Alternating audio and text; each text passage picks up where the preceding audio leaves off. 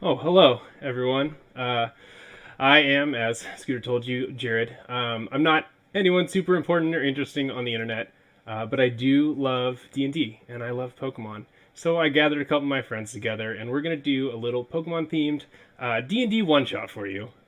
They will be playing as Team Rocket members, and they will be doing cartoon villain shenanigans, and it should be a whole lot of fun for everyone involved, and hopefully entertaining for all of you. In a little bit here, we'll jump into the game, and I will introduce my players while I'll let them introduce themselves. Before we start, there's just a couple things I want to talk about. One, if you donate, I believe $10, you can give inspiration to either my players or myself as the DM. And inspiration in D&D allows you to have one free reroll on any D20 roll, and since the game is based on D20 rolls, it's a pretty powerful thing to give. So I look forward to the chaos that you give me and my players with that. The other thing is that I will be streaming this game, and you will be seeing everything from the DM's point of view. So you'll be seeing all my hidden stuff, all my little traps, all my things that the players won't be able to see. So I ask you to please not talk about that stuff in chat, as I want them to be surprised as much as I can surprise them. So I'm going to go ahead here and close my camera down. We're going to be doing Theater of the Mind here, and I will start the game and let my players introduce themselves. And so thank you so much for watching.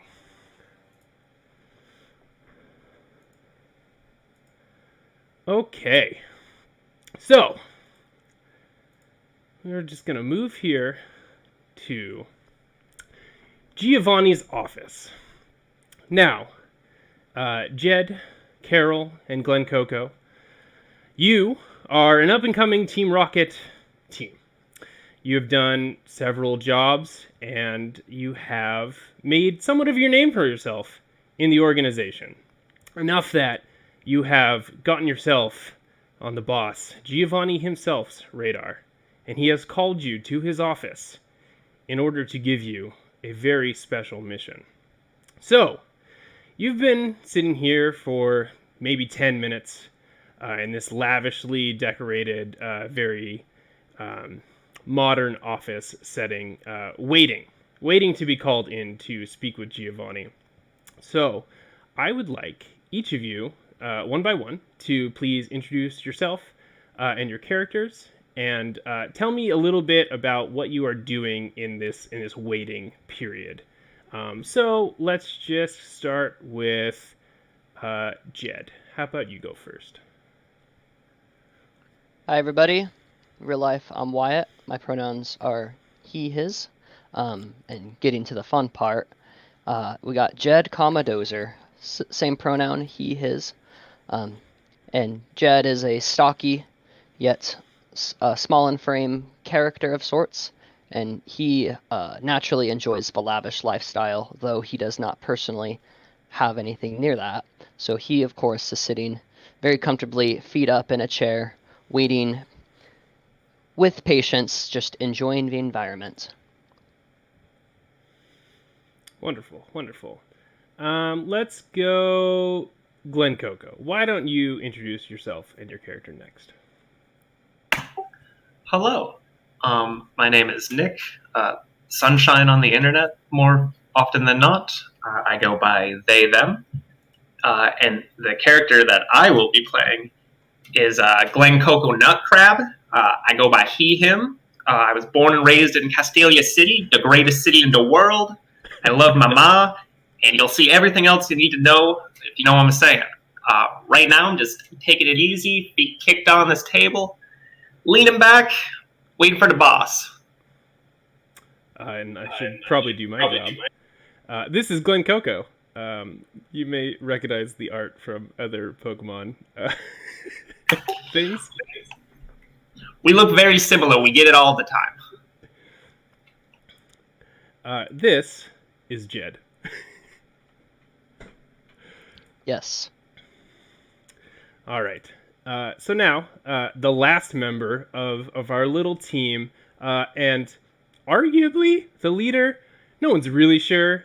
Carol, if you could please introduce yourself and your character. Hi, my name is Emily. I go by Rinslet, or That's So Rinslet, because, it me. I go by she, her. I don't know why I was gonna say something not her. I don't know what I was about to say. It was something weird. The character's name is Carol, and she'll let you know what you need to know about her. That's all that matters. But yeah, hi. Okay, wonderful. Thank you so much, friends. So, as you're sitting in this office, just waiting to be called in, there are two other rocket grunts in here that are guarding the door to Giovanni's office. There's one that is tall and stocky, with green hair, very kind of skinnier than you would expect someone of his height, and then another grunt who is short and built like a tank. And they're both, as you've been sitting here, they're exchanging glances, they're looking at each other, they're shifting side to side. And I think after a while, one of them, the tall one, says to you guys, hey, you guys know why you're here?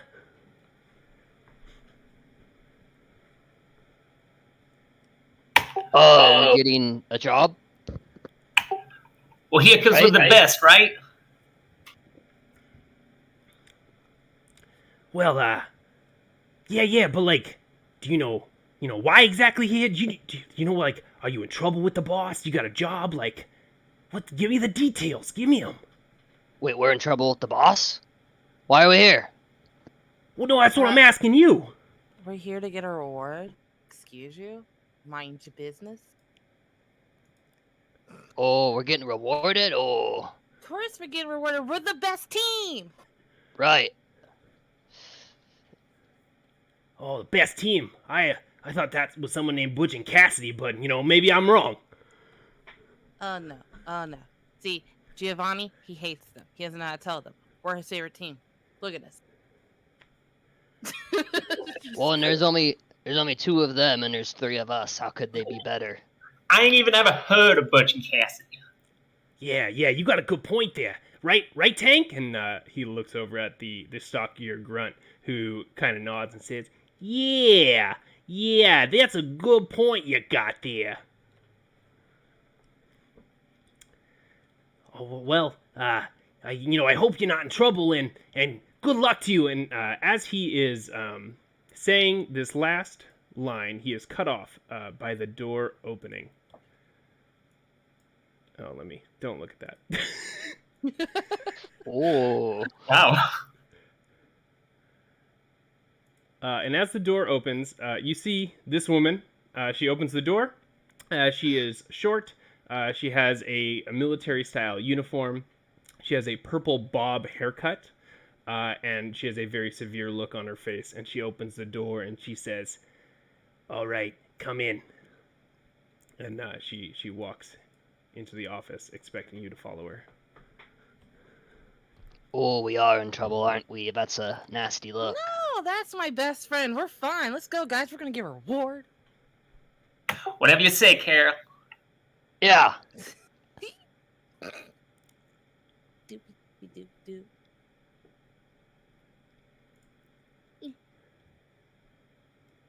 Sorry, I had my things covering that. Yeah, no worries. As you walk into the office, you see the man himself seated behind his austere desk with only a few pieces of papers and a single framed photo that is facing away from you all towards him. Behind him, there is a large plate glass window looking out onto a training area where a score of rare and powerful Pokemon are currently training. You see a Rhyperior dueling against a Charizard. You see a Dragonite throwing some shadow boxing in a corner. Pokemon that you have only heard of in legend. And as you come in and stand before the desk, Giovanni, he will smile at you all, and he will say, it is good to see all of you. Please, come, stand before me. Yes, That's sir. me twice. What's up? Yes, sir. I have heard good things about you three lately. Successful missions, good Pokemon taken and brought into our fold. And I have an opportunity for you to wrangle a potentially mythical Pokemon. Mythical? Where your boys, boss? Oh. Can you say potentially mythical? Is it undecided what it wants to be, or is it like I say potential because we have not confirmed the existence of this Pokemon. We have only heard rumors, but they come from a reliable source.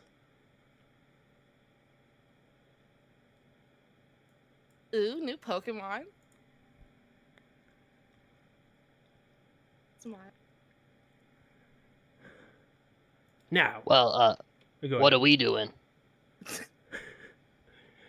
And he irks an eyebrow a little bit as you cut him off. Ooh. And he says, well, I would like you three to go to the location of this supposed mythical Pokemon and scout it out, and if possible, take it for yourself. And by yourself, I mean for me. You must have heard of our mock job, right? We'll be in and out, nobody notice. Like we weren't even there. We weren't there. Yeah, that's right, Carol. Bunch of ghosts. Good, good. Now, tell me, have any of you heard of the Turtle Estate? Yes. I think I heard a turtle steak last night.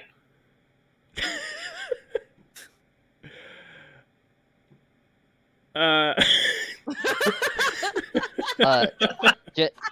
Jed scratches his head confusedly. he will take all that and sigh a little exasperatedly.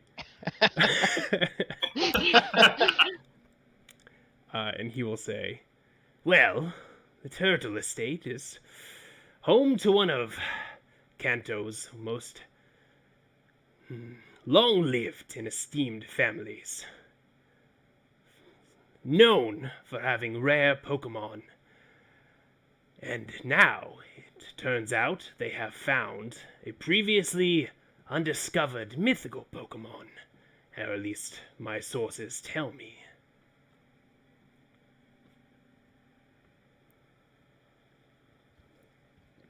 We're gonna take it, right?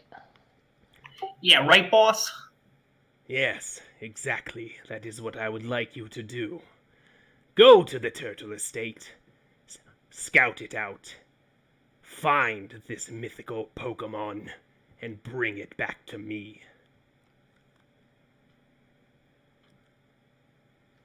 Sure. Sure. Yes, sir. We got this. You got it, boss. Anything to help get us there? Ah, yes, of course.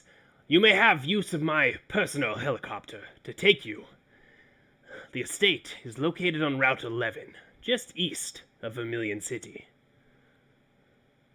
What a coincidence. I just learned how to fly a helicopter. This will be great. Woo! Helicopter ride! I do a big flip. He says, your value is increasing in my eyes by the moment. Shucks. Yes. That's why we're number one, boss. We are number one. I don't know if you're number one yet, but successfully complete this job and bring this Pokemon back to me, and you will be shooting up the ranks. Don't you worry about that. Pretty sure we've already claimed number one. I mean, I got the pamphlet. As you like mutter this under your breath, Matori like shoots you a withering glance. You didn't get the employee email. That's your problem. I got it. She like looks over here at the wall where there's an employee of the year picture with her picture on it. That's not been updated. I don't know if we're the best yet, but You're the best, guys. Let's go.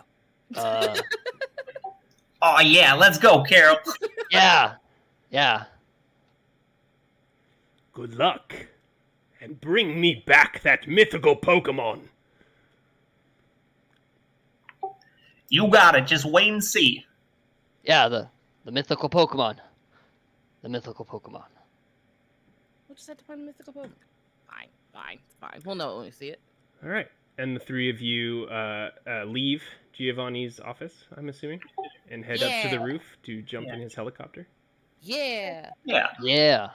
On the way there, I want to say, hey guys, either you know what a mythical Pokemon is? I don't even know how to fly a helicopter. No, I was gonna ask you guys what one looks like. I've never seen one.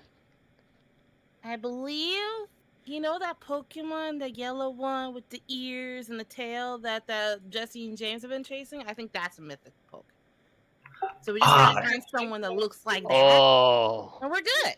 Okay. Wants us to get one of them Pikachus. That's what his name was. Yeah. Yeah, just gotta find Yeah, one. We're good. That makes sense.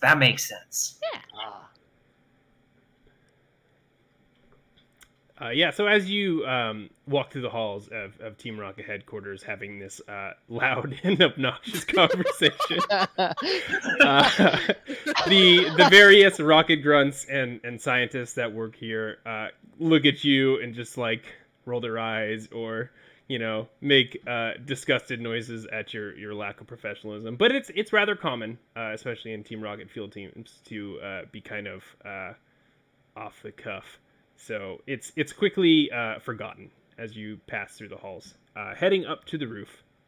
And I think this is a good time, Scooter, if you want to read out some donations. I will gladly do so. Thank you. There's actually been a few, so I got a couple things. I got a lot to go through actually, because a lot of this happened while you guys were introducing yourselves for this block. So Wonderful. My apologies.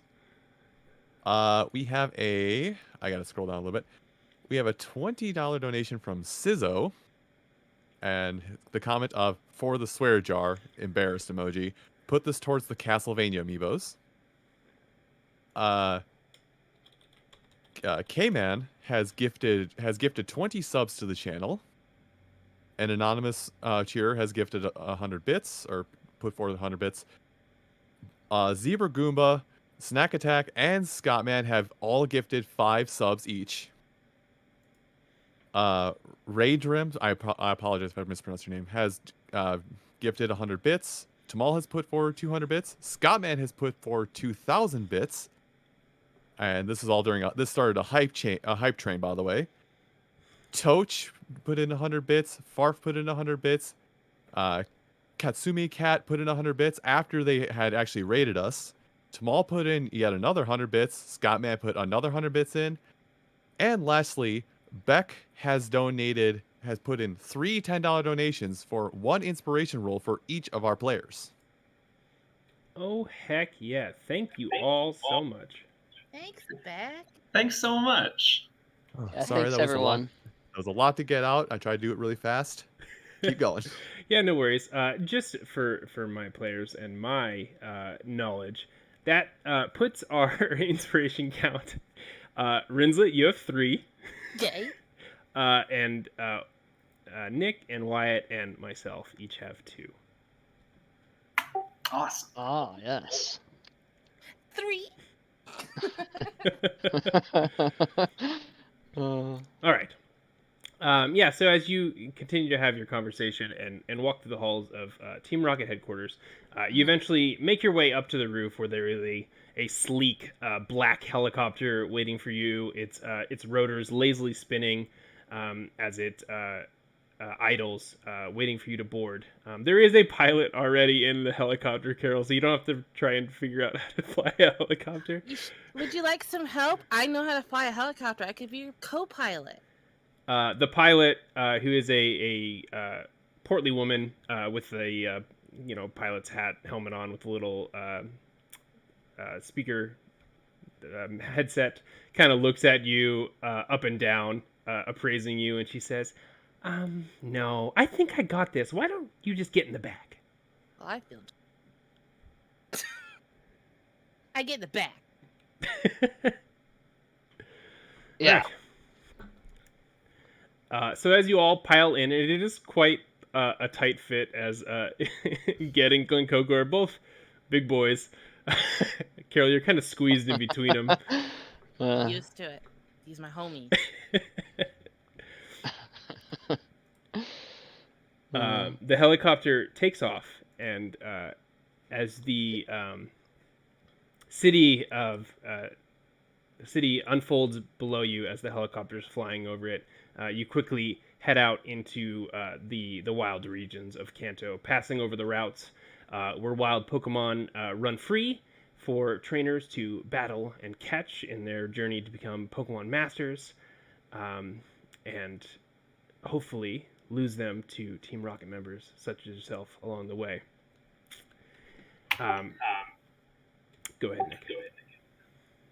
Just think about it, guys. After this, all our missions are going to start like this. I mean, to be fair, this mission started like this. It's already starting. It already happened. It's already working for us. So why don't we catch Pokemon? Why are we always taking them? They've done the hard work for us. Oh, right. We don't gotta train them or nothing. Much easier to steal than catch a wild Pokemon. You ever try that? I tried with my Kingler. I almost lost an arm. I mean, I just found the sire at a hot spring. I don't know about you guys. Hey, are we going to a hot spring soon, by the way? Hot spring trip? Yeah. Hot spring victory trip. Let's just take a detour and go to the hot spring. Yeah. Hey, ma'am, can we make a stop? Could be You know mythical there's a hot Pokemon spring? there. You like tap the pilot on the shoulder, and she looks back at you as you say this, and then she points at her headset and mouths, "I can't hear you," and goes back to flying. I get up and I get like really close to her ear.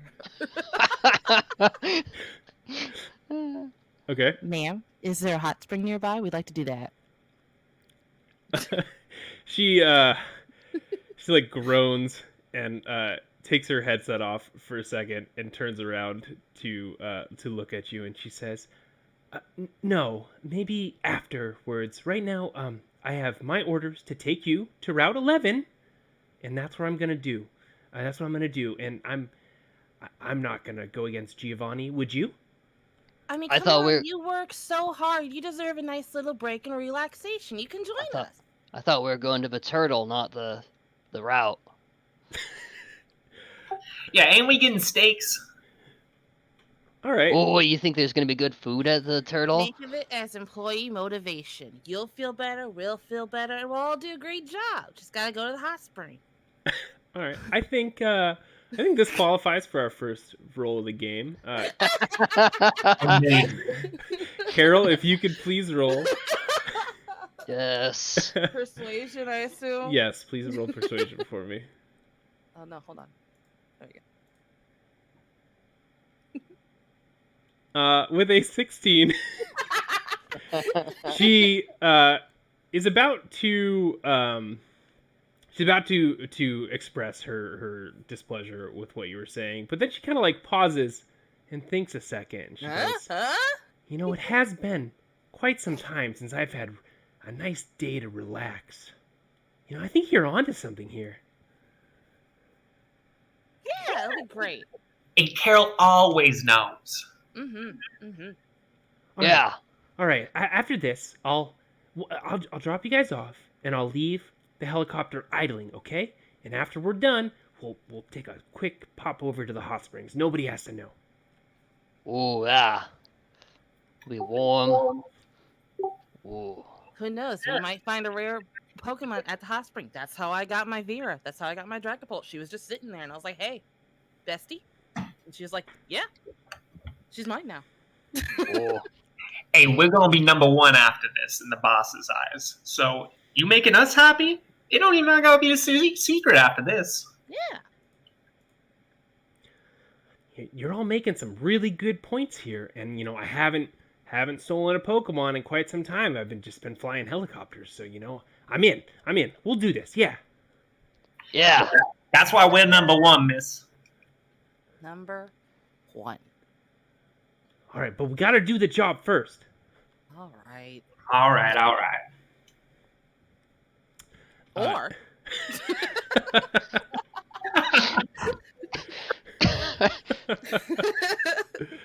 No. Though, if we do the job, we'll get all we'll be all limbered up, and we could really relax. It'll be even better. So if we soak first, we'll be extra relaxed and more stealthy. Nah, you don't want to do that. I had a cousin who pulled a muscle doing that. Couldn't walk for weeks. Ah, good point. Good point. I hear I what like you're walking. saying. I hear what you're saying, but I got to radio into Giovanni when we get there, and he knows how long of a flight it is, so it's got to be afterwards.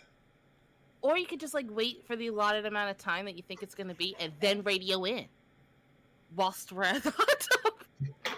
I mean, yeah, but do you want to risk us having a tracker in the helicopter? I wouldn't put it past him. We could just blow up the helicopter. Well, how did you do that? No, that's not a good idea. I don't. Wait. If we do it after, we can relax with the Pikachu too. Give Pikachu relaxation! Right. When we catch Pikachu or steal Pikachu. that mythical Pikachu. Yeah. We'll find that Pikachu. Wait, you guys have a Pikachu? We're gonna No, go we're get gonna it. take We're one. going. Oh, you got my hopes up. I've heard so many stories about the legendary Pikachu. We have to. We're gonna get one in this trip. We'll even let you pet it. Just you wait, man. Today's gonna be your day. We're all getting that promotion we've been working for. Dreams are gonna come true. Yeah. Yeah, Nothing can go wrong. nothing's gonna stop us. And I woke up and my Bouffalant had broken out of its pen, and I thought this day was just a wash, but you all have really turned it around. Thank you. Aww. Hey, thank you. And congratulations on having a Bouffalant, because they're amazing. Yeah. Oh yeah, so fluffy. So fluffy! And they moo. All right. So as this conversation is going on, it takes about the time it takes to fly to Route 11. So as the helicopter starts to touch down in these wide, verdant fields that make up this area of Kanto, she kind of parks the helicopter in a small copse of trees that hides it, even though the rest of the area is pretty flat and plains like. Oh, and I'm being told, Nick, you have another inspiration roll. So you're now at 3. Amazing. Thank you. Congratulations, and thank you, everyone. Yeah, they. Okay. Yeah, so the helicopter touches down, and you all disembark. Of course. We got a Pikachu to steal. Gotta steal that Pikachu. Time to go to work. All right, yeah. So the pilot jumps out, and she starts doing her pre-flight checks and all that stuff, and she's just like, all right, just, when you're done, come back here, and, yeah, we'll jump on over to that spa and enjoy ourselves some nice, relaxing downtime.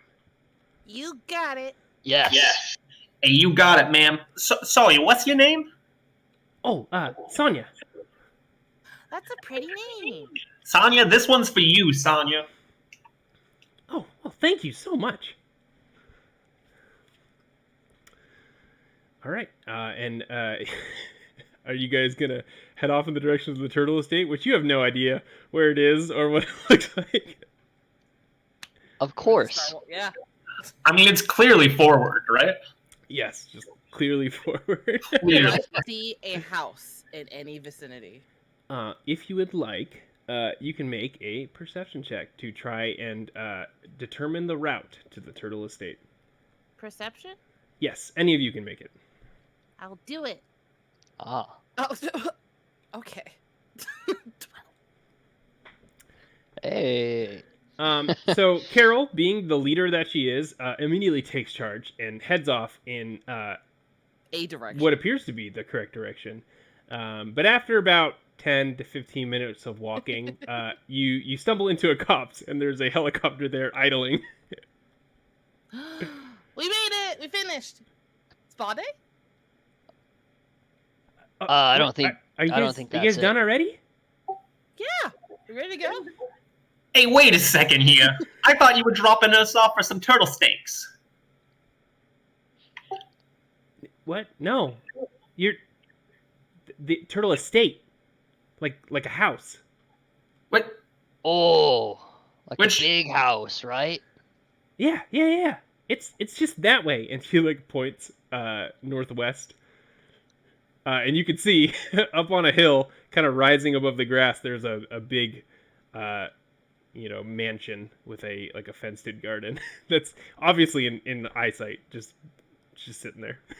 Oh, yeah, I saw that. I just Yeah, we knew that. We just were scouting. Yeah, we were making sure you were okay. Yeah. And don't you worry, it's all here fine for you. Yeah, you're good. Okay. Well, thanks. I really appreciate that, but we gotta finish the mission if we want to go to the Right. spa. You're right. Let's go, team! You got it, Sonya. Let's check out this turtle's house. Yeah, turtle steak. All right. Good luck. She like gives you a thumbs up. What's in the thick of it? Uh, Just start marching up the hill. Like the backyardigans, just... I'm right behind Carol. Carol knows what she's doing. I always know what I am doing. At this time, I would like to ask each of you, which Pokemon do you have out? Salazzle. Oh, Lizzie. All right, Lizzie. McClaw, my Kingler, always out with me. All right, McClaw. Of course, the sire is walking with us, the Quagsire. All right, the sire. Okay. So I'm assuming you guys are just gonna head straight for the estate. Yeah. Yeah. Keeping an eye out for Pikachus. Okay. Yeah, as you the estate is pointed out to you, and you're like, oh, of course, yeah, it's the big house, the only one in sight. Obviously, that's it. How do you approach the estate? So you can see it is a rather large one-story house. It has a big fenced-in garden. There's like a paved walkway that kind of leads up a small hill to where the house is, and there are trees surrounding it on all four sides, or three sides, sorry.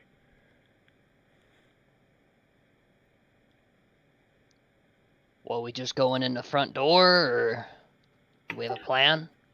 I told the boss we wouldn't get seen. Maybe we should check around back, see if they're not watching the back door. What do you think, Carol? Yeah, I Carol. think, as your leader, we'll do what you said. That sounds really, really great. Good job. Oh, thanks, Carol. Whoa, good plan, Carol. Good plan. Great work, Carol. Great. So the plan is to approach the house from the back? Yes. Yes. Okay. 1 second. I'm just looking at something here. Okay.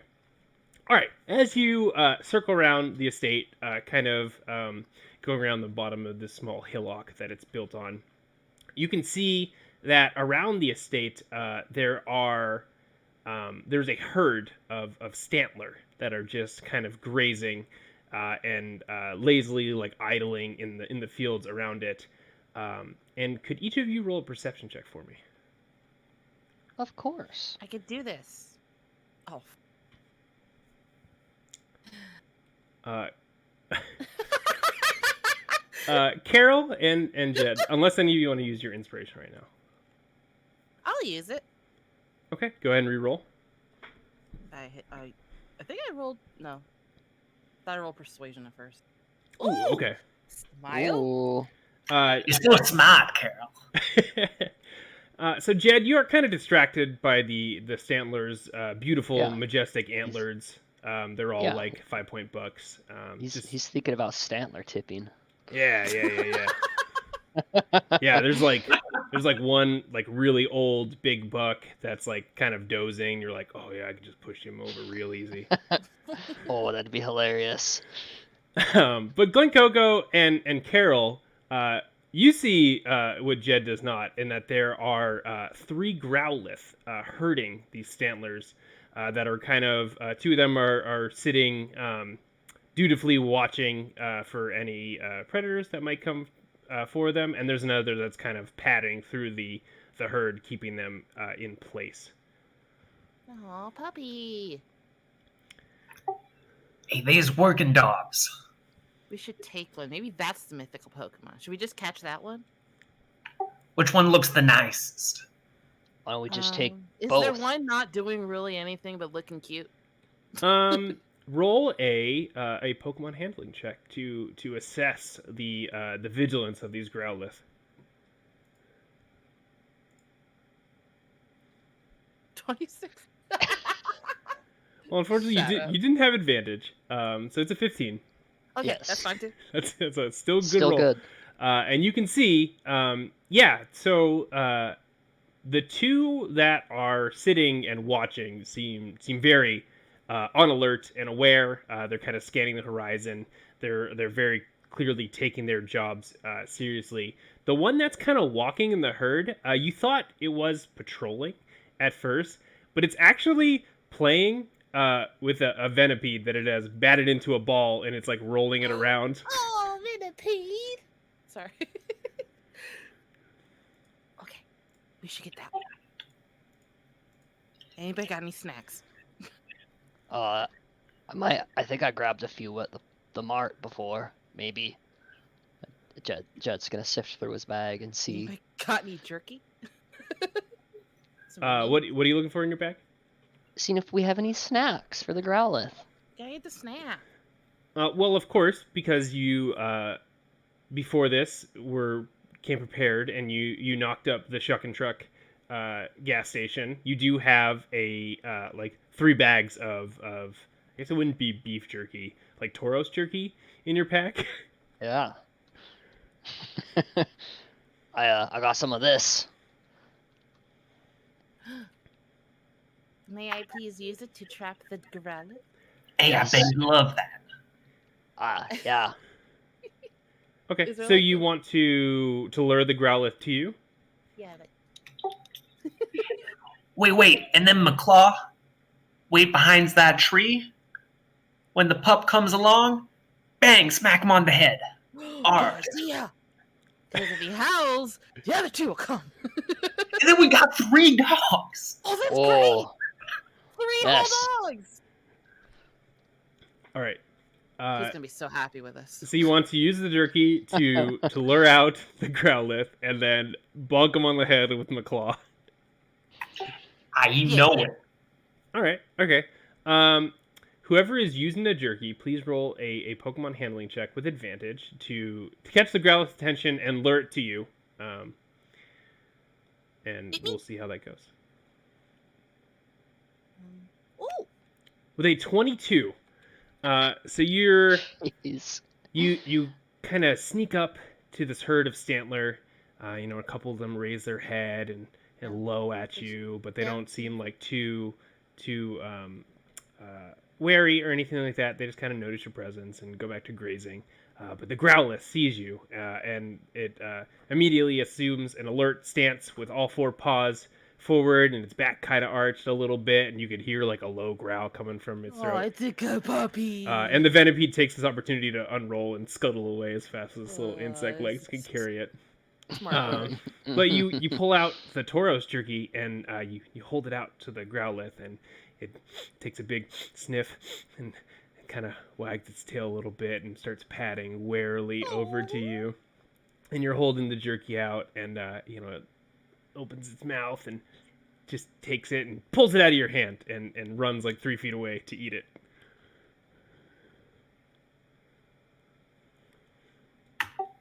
Hey, get him now, McClaw! I just made a hand motion going, get him, but did not verbalize it, and you still knew to do it. Thank you. Yes. Okay, if you could please have McClaw make a crab hammer attack with advantage. Oh, I'm it's not letting me open. Oh, there we go. It's giving me some errors, but Yeah, you should be able to shift double click to open your character sheet. Okay. So we see this cute little growlithe, and it's like laying down on all fours, and it's whirring at the jerky like it would a bone, completely oblivious to the massive hulking presence of the giant Kingler coming up behind it. And we just see the shadowy form of Kingler, and its eyes flash red, and we see the claw come up and just come down, and we just hear, oh! And as the growlithe rolls over, unconscious. Oh no! you never see it coming. Nice one. Someone throw a ball Grab him! or bat. I don't know. I Wait. jump on the. Do we use a net? How do we take him? And where do we put him? Are we just carrying around a dog? You do know that as Team Rocket members, you don't use Pokeballs because these Pokemon already have Pokeballs. So Sure. yes, like nets and restraints like that are your go-to items for capturing Pokemon. Okay. I get a net, and I get it. Yeah, it's unconscious. You throw the net over and you cinch it tight, and now you have a net full of Growlithe. It's starting to like rouse a little bit, and it's like whimpering in the net. I hold it cradling like a little baby, and I run for the helicopter. Mission completed. Let's go. Well, I can't just leave it in a bush. It's gonna tell somebody. I run for the helicopter. All right. Do the rest of you go with her to the helicopter? Yeah, we gotta do this one at a time. Yeah, that. All right. So you all. Jed is still thinking about Stantler tipping. Does Jed stay back? Jed, if you don't go tip that Stantler, I swear to God. Well, have you ever tipped a Stantler? I haven't. You got a point there, come on. Carol. Come on. What if I You just throw the Growlithe body at the Stantler to knock it over? No. No. Well, Okay, I put the Growlithe in a bush. you gotta have your Pokemon push it. You can't Okay. do it. Lizzie, go push over that Stantler. But be quiet. Yeah, you gotta get it. We sneak up on its side and just give it a good shove. Go shove On the that side. Stantler, Lizzie. I believe in you. Okay. So you're gonna send Lizzie to go shove the Stantler. Yeah. All right. For the stream, these are the 3 Pokemon that are out. This is McClaw, the big old Kingler. This is Lizzie, the Salazzle. And our boy, the Sire.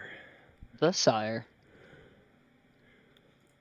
All right, so yeah, Lizzie's gonna stealth up and attempt to topple the Stantler.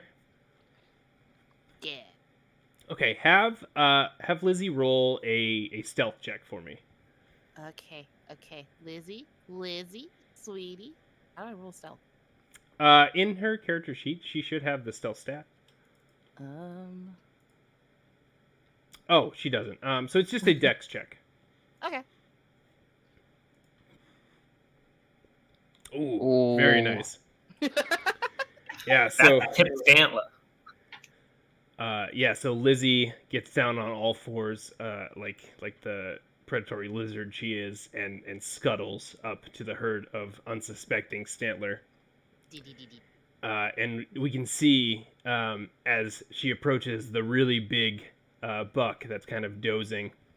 She would. She looks back at you with a gleam in her eye, and then lets out a small burst of fire at the Stantler's flanks. Oh, honey. Oh. She just starts a field fire. Can you have Lizzie roll a what do you have? Is it flame whip? What is it? It's fire leash. Yeah, fire Fire leash. lash. Fire lash. Have her roll a fire lash attack with advantage. Oh my god. Oh my god. Oh my god. So Lizzie crits. Woo!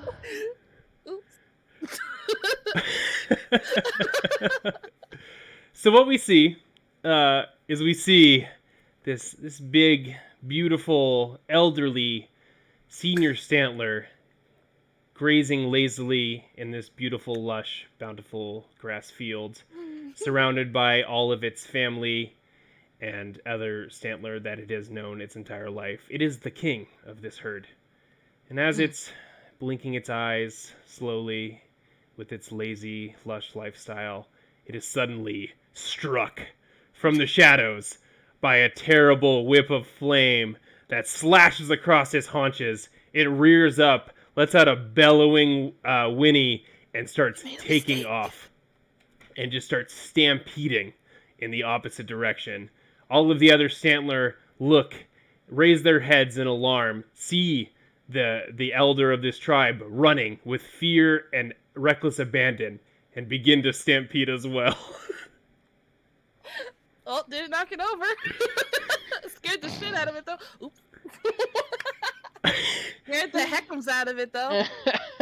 So as as the ground thunders and rumbles with the stampeding hooves of the 30 or 40 Stantler that were in this field, and the Growlith take off behind them, yipping and trying to keep up, ineffectively unable to corral them, they disappear onto the horizon, and the way to the estate is clear before you. Hey, that was wicked smart, Carol. We can get right on in now. Find Yeah, that good idea. Okay, you guys do that. I'm gonna go drop this off at the helicopter. I like to see you inside. Yeah, the Yeah, Growlith yeah. in the net is like looking at its two friends running away, and it's like kind of pawing ineffectively at the net and just. I nuzzle it and give it more jerk. Oh, I don't have any more jerk. I nuzzle it and just tell it how much I love it as I Okay. carry it to the helicopter. Jed Yeah. will give Carol another bag and then make their We're way. just- I'm carrying it like a baby. Just Okay. eating Yes. a jerk. You're gonna like us way better anyways, Growlith. We're number one. So we'll just We're the ask best. Lizzie, tell him how great I am. Tell. See? Yeah, Lizzie looks at you and does a little thumbs up. She's only got like 3 fingers, so it's hard to tell. See?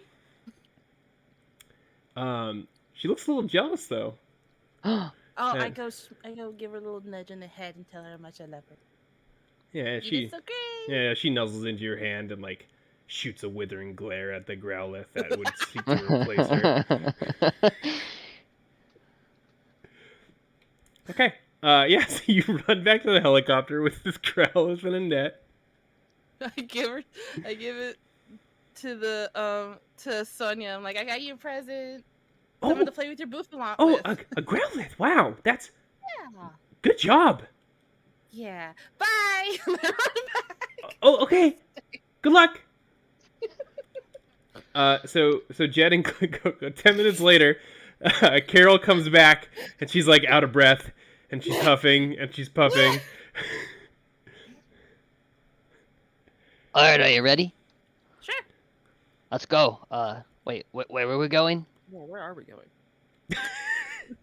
You can see before you, on top of the hill that is now clear of a Stantler field or a Stantler herd, it is a large single-story mansion with a walled garden and a paved path leading up to the front door.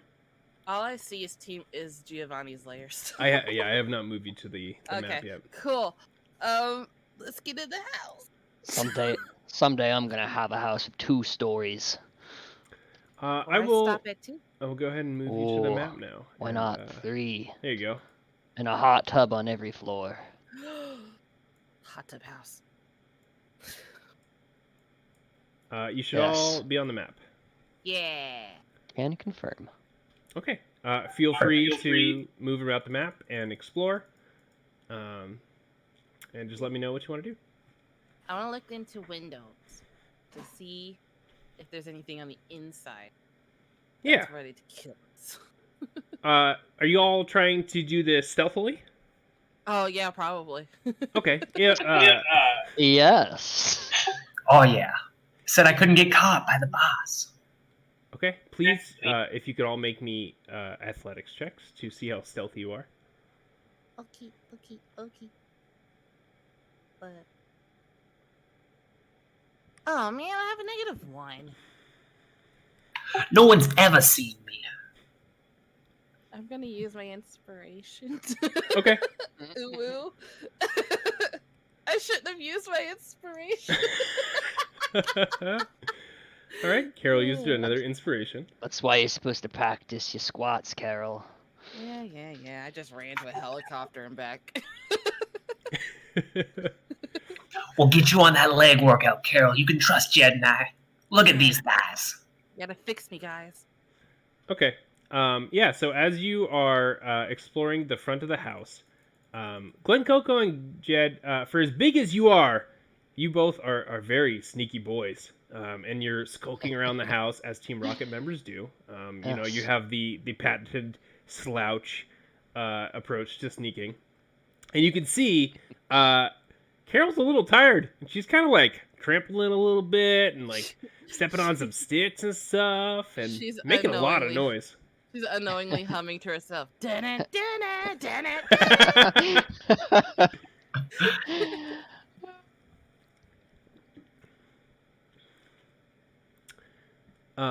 And you can see Glen Coco as this is all happening. You hear the doorknob on the front door start to turn, and you see the door about to open. Do you do anything in that moment to like hide Carol? I think McClaw and I push Carol and Lizzie in the bush here. Okay. Yeah. Roll a athletics check to try and hide Carol before the door opens.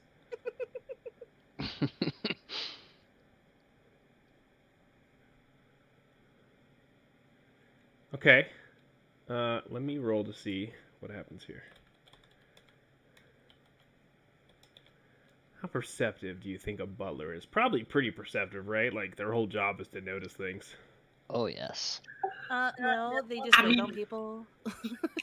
More perceptive than me? I'm just gonna move you out of the house for a second, Coco.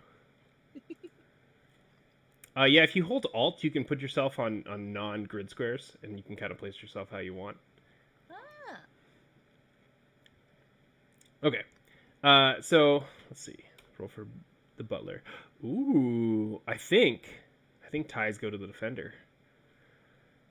So Glen Coco, you see the door start to open, and a distinguished, austere-looking gentleman step out, scan the horizon. You manage to grab Carol and jump into the bushes before he spots you. And as he walks out, he says, "I say, did we have a visitor? Did someone ring the bell? I thought I heard something."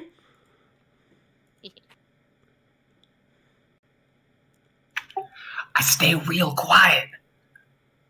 And he looks around a little bit, and he looks at his watch, which is like a pocket watch, of course.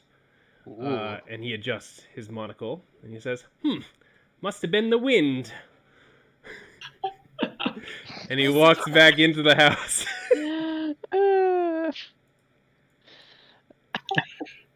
Can I peep at him through the window so I can know when it's safe to go inside? Yes, you can see he walks back into the house, and from out of his jacket, he pulls out a feather duster and begins to dust this mantle here. He probably thinks he's losing his mind.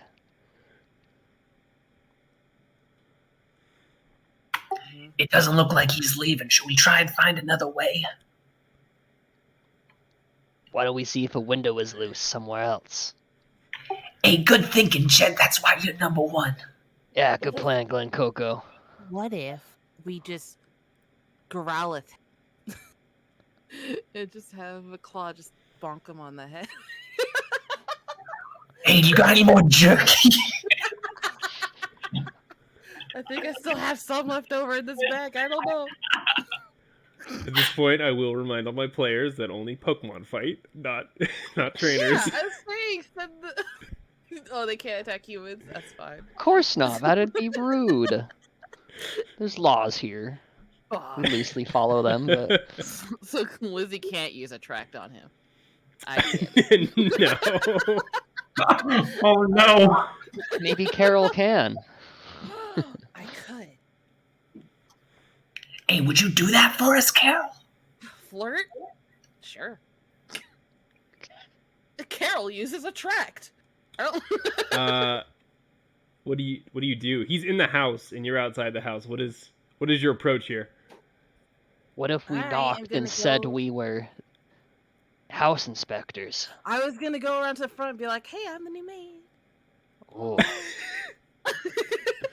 And we can course. find a window while it happens. yeah, It'll be like with the Mart all over again. yeah. And that went perfectly. It did. He saw ghosts. We weren't even there. We weren't even there. Amen. All right. So what's the plan? You're gonna knock on the door and pretend to be a I'm maid? I'm gonna go around front and knock on... What am I wearing? Am I wearing just Team Rocket uniform? That's what I assumed you were wearing. Can I, like, change my shirt inside out so the R is hidden?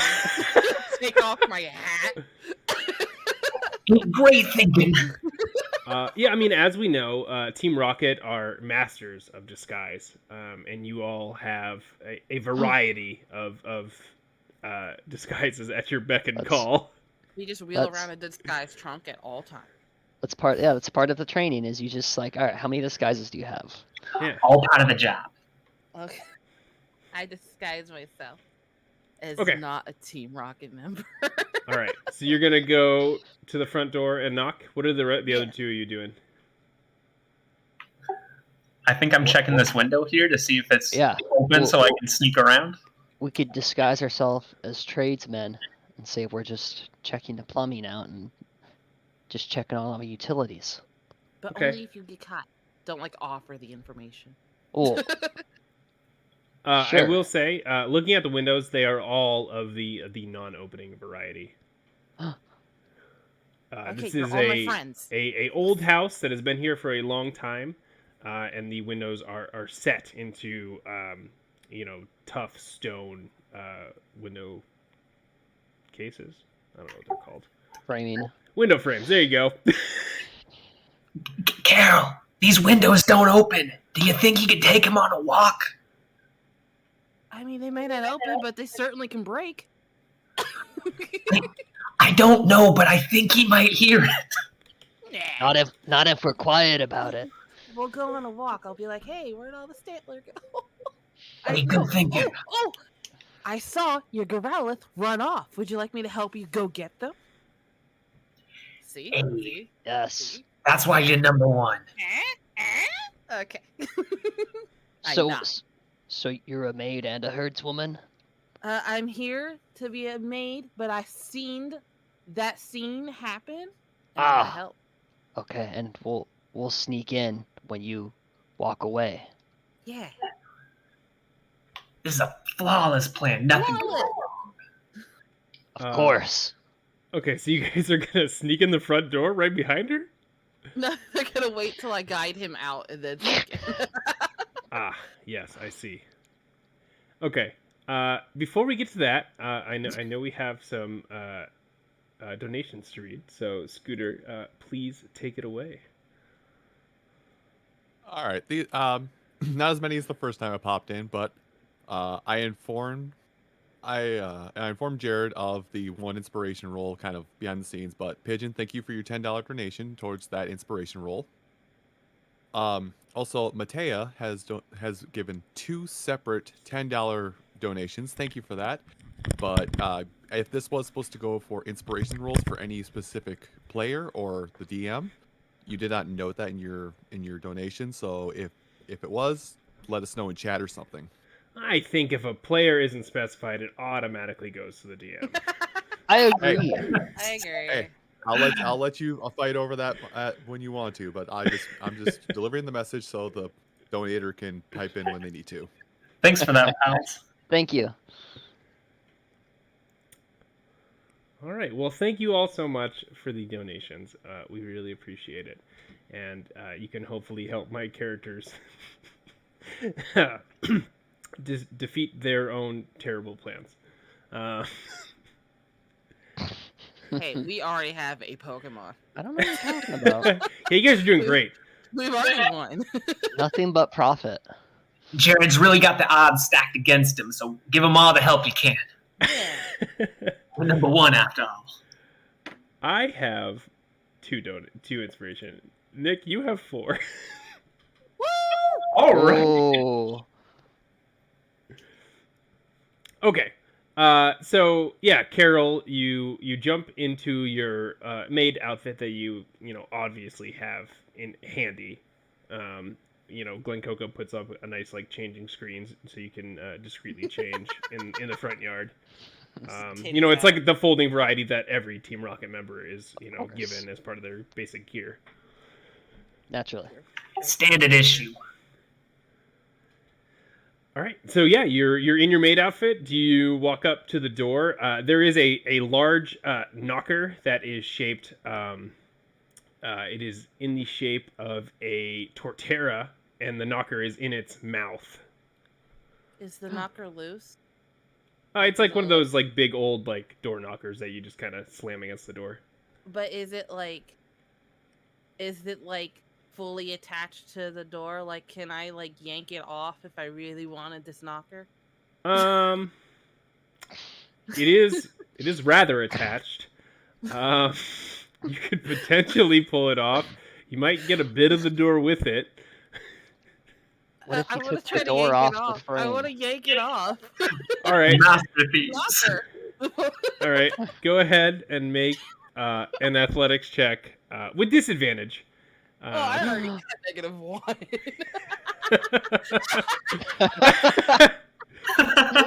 So, Woo! Jed Good and Glen stuff. Coco, you see Carol walk up to the door in her maid outfit and grab onto the knocker and pull with all her might, and it doesn't move, budge, or anything, and she's just standing there straining, kind of making one of these noises as nothing happens. It's a little pathetic. Lizzie, burn down the door. Okay, I knock on the door. Okay. I give up on my dream for now. All right. So having failed to remove the heavy bronze knocker from the door, you instead knock on the door. Yeah. And you hear a voice from inside and say, "Again? Oh, it better be someone this time." And I will remove the door for you all, since you can now see it.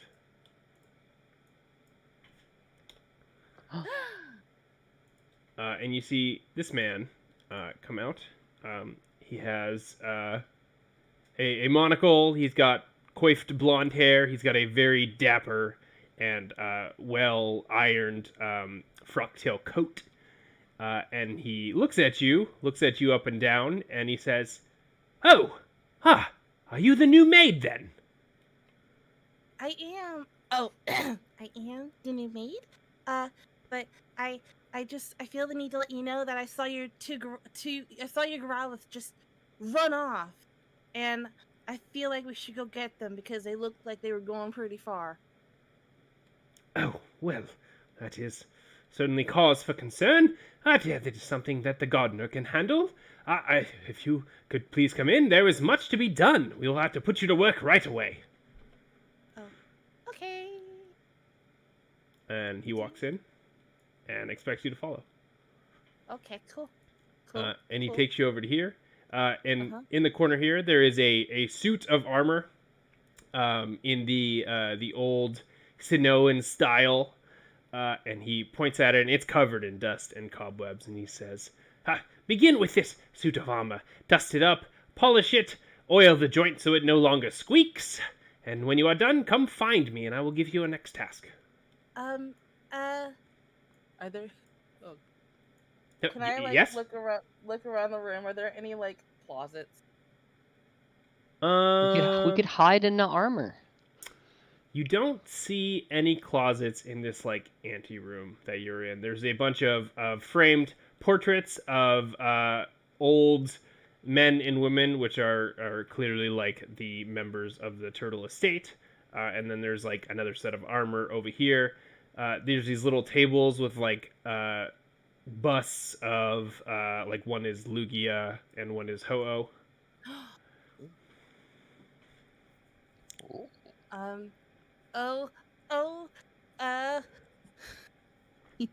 Wow, these suits of armor are so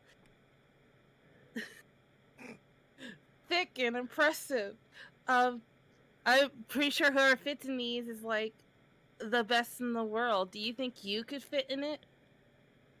Good heavens, no! They're hundreds of years old, and Can you at least fit the helmet on? Let me see. And I try to put the helmet on his head. are you doing it like aggressively? Like you just take it and shove it over his head? No, I'm being really cute about it. Like, goodbye. Okay. Come on. If that feels, then I'll be aggressive about it. Yeah. Roll a persuasion check. Okay.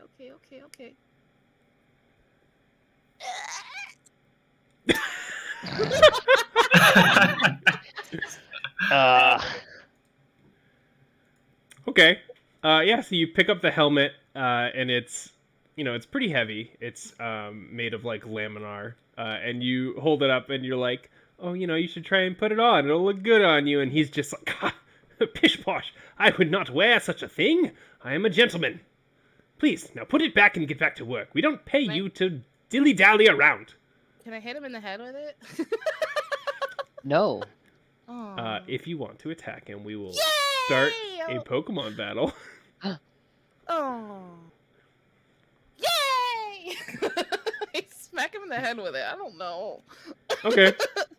Yeah, as you rear back and like go to strike him with it, he dances back with the surprising spryness for a man of his age. Oh, I'm sorry. I didn't mean to. And then he pulls out a luxury ball and he says, "Ha! Miscreants and ruffians! You dare try to break into the turtle estate? Well, you will have to put up with me first." And I would like all of you to please roll initiative. That's our cue, Jed. Oops. Yeah.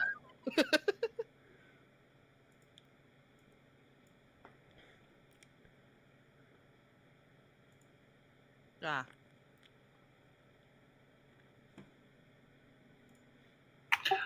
Oh, should I have rolled Kingler instead?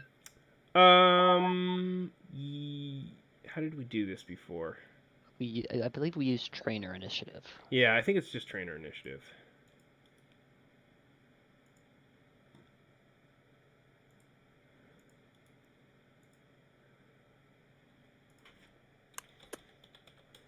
I'll fire the plan. I'll fire the play. It's fine. It's fine. It's fine.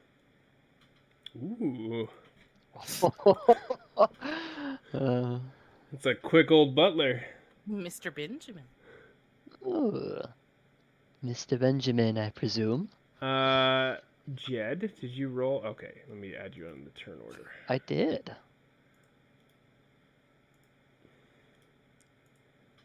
Alrighty, and you got a 9. Correct. Oh, we rolled great, guys. Oh yeah. Well, it's so we could be more reactive as opposed to taking, All part of the plan. This is perfect. So yeah, the butler dances back and pulls out 2 luxury balls and very properly throws them out, and 2 Pokemon appear. The first is a floating set of keys that you all recognize as a clef key. And the other is, very fittingly, a very snazzily dressed Indeedee. Oh. Yes, indeed. Fancy. I just got to get their character sheets out, so I am ready for this. And he will say, Prim, proper, dispose of these criminal trash. And they will go first because they are first on the initiative order. He does not do a trainer action. He will rely on his Pokemon to do that for him. So, Prim will use... yeah, they can't actually see it in your Pokemon yet, can they? Prim will hold his action. He will hold a flash cannon for the first thing to come into view.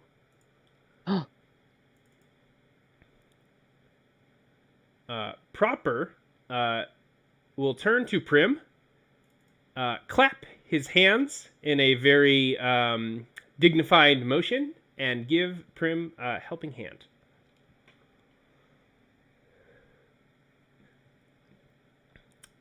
And I believe, yes, that is their turn. All right, Glen Coco.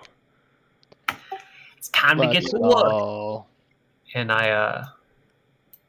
can I throw a little Pokeball in there to bring out my other pal, Marcross? Instead of McClaw?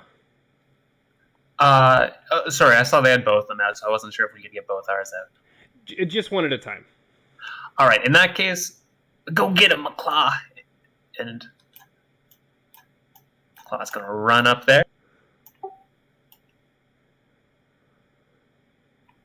And we're going to Crab Hammer proper, rather. All right.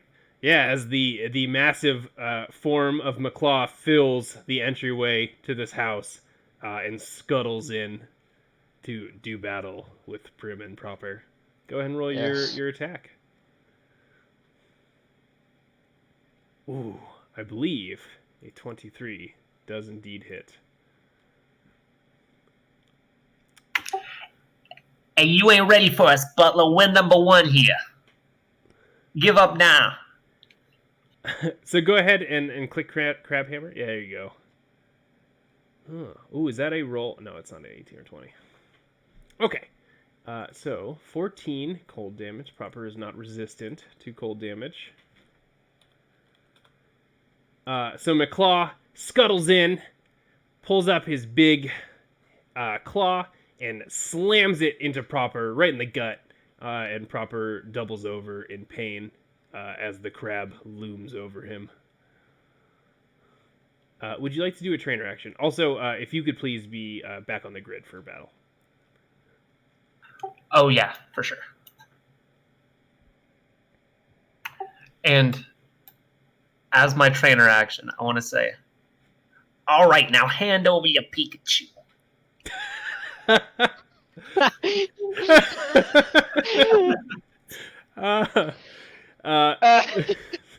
Butler Benjamin says, Pikachu? There's no Pikachu here. I will beat it out of you. Well, you'll have to answer to Prim and Proper first. All right. Is that the end of your turn? That will be the end of my turn. All right, Jed. All right. Jed is also going to stand about to engage. And the sire is going to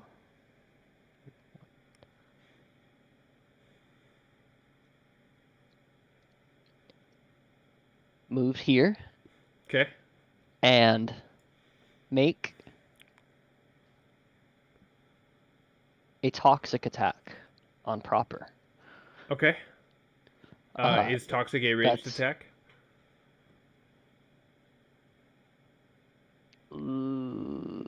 I think so. I would assume because it says within 30 feet. Yes, okay. It says it chooses one target, and that target makes a DC 15 con Can save. you click the attack so we can see it in the chat? There we go. Sorry. Yep, choose one target within 30 feet. That's definitely within 30 feet. Must make a DC 15 con save. Okay. proper. You have horrible constitution. Okay. Hey, It gets a 19. So describe the toxic that the sire uses. so the sire gets the biggest, muddiest, nastiest ball of toxic mud and throws it at Proper. An attempt to make both a mess of the suit and to inflict toxicity on Proper. Okay. Yeah, so we see the sire waddle in, scooping up a ball of dirt from the threshold as he does, and tosses it at Proper, who puts up a hand, and a small psychic barrier appears and blocks the ball of toxic mud, which splatters around the hall. Butler Benjamin gasps in affront that you would sully his hall, and Proper just takes one hand and wipes a little speck of mud off of his jacket. And for my trainer action, Jed will declare, "It's over. It's 3 versus 2, and your suits look terrible." I'll have you know I've had this freshly tailored every week. It looks wonderful, and Proper is, of course, the very image of a gentleman. All right, is that the end of your turn? That is. All right, Carol. Oops.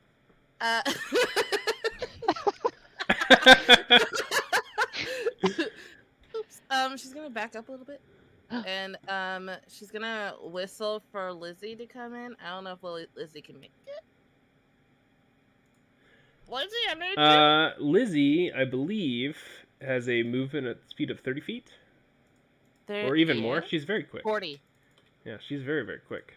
Yeah, 40-foot speed, 40-foot climb even. Wow. She's just gonna come in, be in here with her bestie. She's gonna use Gunk Shot on Boo Boo Keys. On Prim? Yeah. Okay, click the attack for me. Yes, sir. Yes, sir.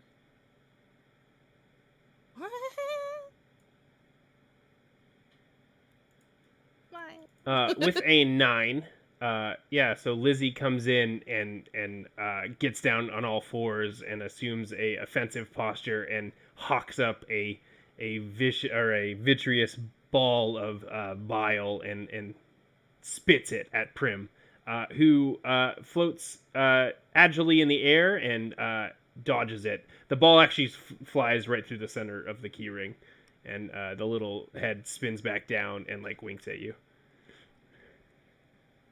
That's okay, baby. No, it's not. I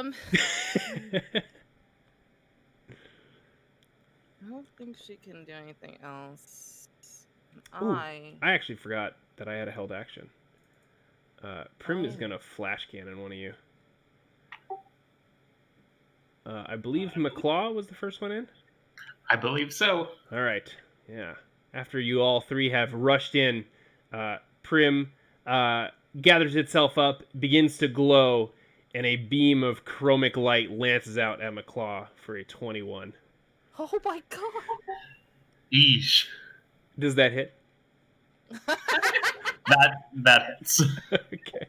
Yeah, so as McClaw is bringing down its heavy claw onto Proper and slamming into it, it gets hit in the side by this flashing beam of metallic light, taking 12 force damage. And make sure you check your resistances and immunities to see if you take full damage or not.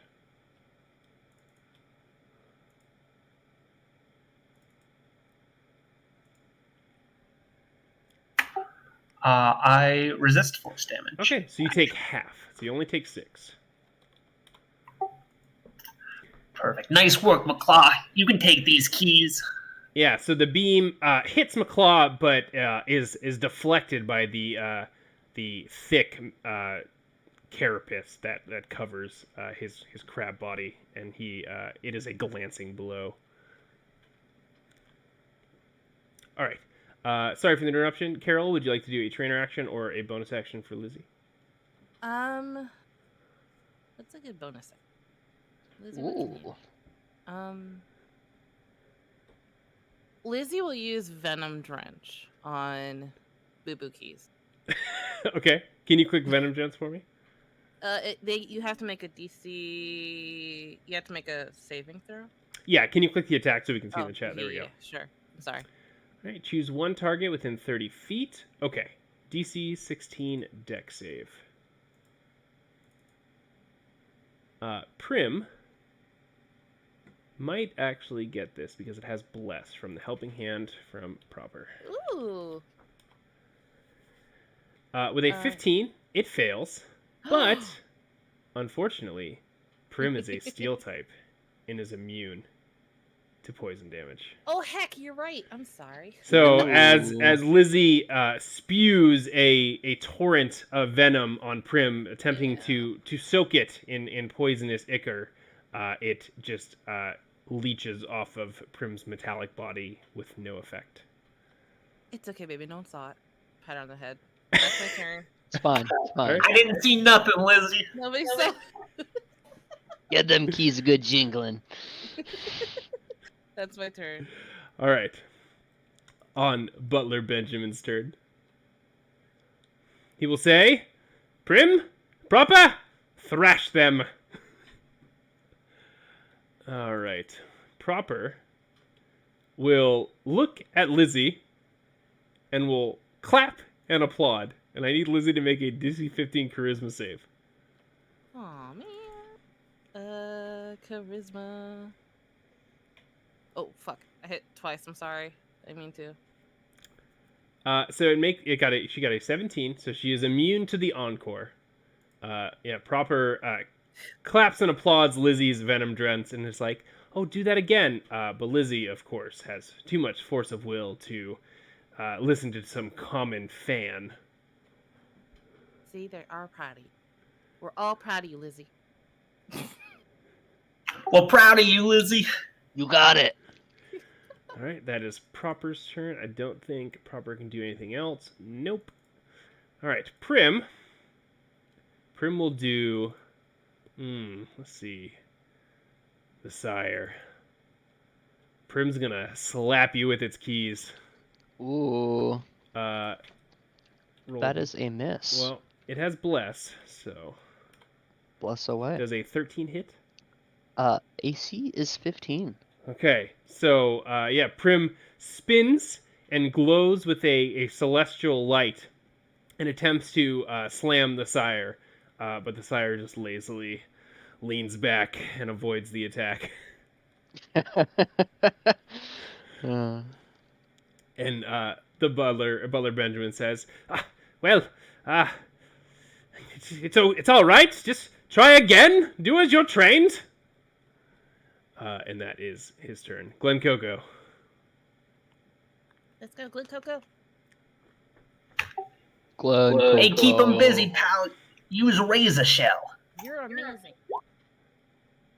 Ooh. A 26 does indeed hit. All right, for 5 slashing and 10 cold. I don't think Proper is weak or resistant to any of that, so it does full damage. His speed is reduced by 10. Okay. Do a little boot. Describe the razor shell for me. I think it looks very similar to the crab hammer. It's just got a little bit more of kind of like a water effect and kind of like a spin to it. So Kingler really kind of like leans into it and like almost like a person would do a haymaker, but this is a crab and doing it with a crab claw. Yeah. And while this is happening, I want to say, now is a chance. And I want to try and sneak. It's fine if I can't sneak around back this, but I want to get farther in the house and start looking around for this Pikachu. Yeah, Of the course. Pikachu. Yeah, of course, the Pikachu. So we see McClaw wind up its smaller claw, like it's going for a big old haymaker, and Proper puts up a shield to block it. But of course, it's a feint, and McClaw hits him with his big claw that is like coated in ice and slams it across Proper's face, breaking his little glasses that he's wearing and knocking him down. And he looks on the verge of defeat. You gotta try harder than that to stop McClaw. All right. Yeah, so as you move into the house, kind of stepping over Proper, you can see that this room is a large dining room. There's a fireplace over here with a big tapestry of what appears to be a Pokemon that you've only heard of in stories, a small pink flying Pokemon with a tail, and it is like gazing over a untouched virgin landscape. Oh, I know how these rich people do these things. If I have more movement, I want to walk over and try pulling on it to unlock the secret entrance that's behind this fireplace. You gotta pull on the candlestick. Yeah, of course. Also, in case you guys weren't aware, you can use your inspiration for your Pokemon attacks as well. Oh. Ooh. Awesome. Forgot, I should have mentioned that at the beginning. Yeah, so you walk over this tapestry of Mew and you yank on it, and it. Can you actually roll an athletics check for me? You got it, boss.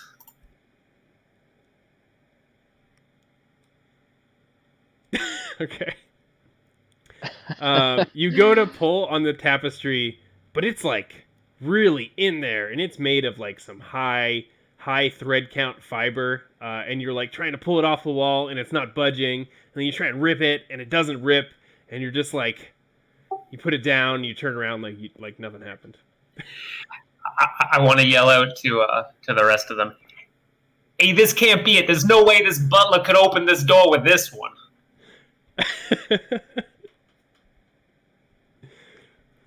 Okay, is that the end of your turn? That is the end of my turn. All right, Jed. Well, of course he'd be standing right on top of it. It's under the rug he's on. Good thinking. Hey, stand back a little bit. The sire's gonna make a grand opening. Oh no. But really, stand back a little bit. You don't want to be in range of this one. It's quite nasty. Oh no. And the sire's gonna jump to the square that the butler is in, allowing him to move out of the way, of course. Yeah. And use Earthquake. Okay, I will say. So of course, open up the secret entrance. I will say if you move there, that both Prim and Proper will get attacks of opportunity against the sire as he moves past it and through their squares. Okay. Let me move the butler out of the way real quick. He will scurry back to avoid the earthquake attack. I will use advantage for this too. Yeah. Prim will try and play rough you. Missing, I think, with a 15. Just hits. Oh, okay. Cool. So as you run past, Prim will smack you with the ring of keys, and you take 8 celestial damage. Confirmed. All right, and then Proper does not have a physical attack, so it cannot opportunity attack you. It'll slap ineffectively at the sire's back as he runs by. Yeah, as of course he jumps in the air and makes an impactful landing. Very muddy and splashy, of course. To, of course, open up the secret entrance underneath the rug to find the Pikachu. So, can you just click Earthquake for me to get the description? Because I believe it hits everything within like 15 feet. In the chat log. Click the name of Earthquake. Yeah, I did. Oh. There we go. That's what I wanted. Okay, there it goes. Yeah.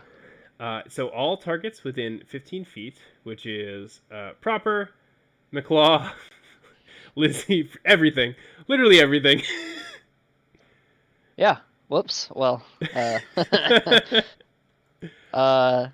think Yeah. Lizzie's weak to that. Whoops. Ain't no worries, McClaw can take it because he resists it. I interpreted that as 15 feet from the square it's in, but that's on me. So. Well, I mean, even 15 feet from that square, they're both still. Whoops. Yeah. Well, we got to find a secret entrance. I'm letting her ride. You know. All right. So The job comes first.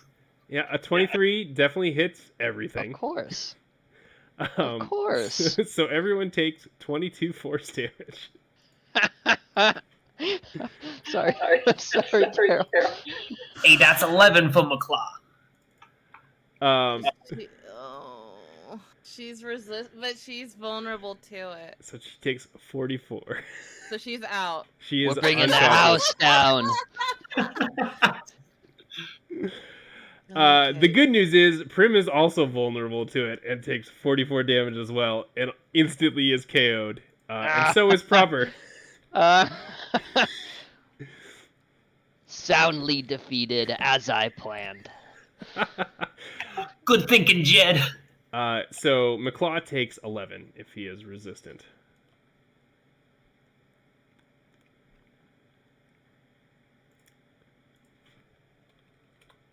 Okay. Yeah, so the sire gathers itself up, gets into a little squat, and then launches its heavy body into the air at the butler, who quickly falls back on his hands and like scurries crab-like out of the way to avoid getting earthquake as the sire lands with a resounding thump. The floorboards crack under him and irradiate out in a massive shockwave that instantly knocks out Prim, Proper, and his unfortunate ally, Lizzie. And Lizzie. I was gonna have her back up next round too. Literally about to back up a square. That's unfortunate, isn't it? Yeah, fine. We did it! Yeah. Yeah! I call Lizzie back, by the way. Yeah, we'll put the big ominous X's. It's over, Butler. We've defeated you. Do you have a revive? Did the earthquake show any like secret passages or anything? No. But the earthquake does knock all of these bottles, this knife and like tray, off of the wall. They shatter. There's a pool of wine that slowly spreads in this area. These paintings and portraits fall off the wall, and there's glass all over this carpet. The floor is dented, and the boards are like pushed up and crushed, revealing the concrete foundation below. And it was very loud. How's the door? The front door? Yeah, is it still intact? Yeah, it is untouched. It was outside the radius. Dang it! Glen Coco, the tapestry behind you falls down.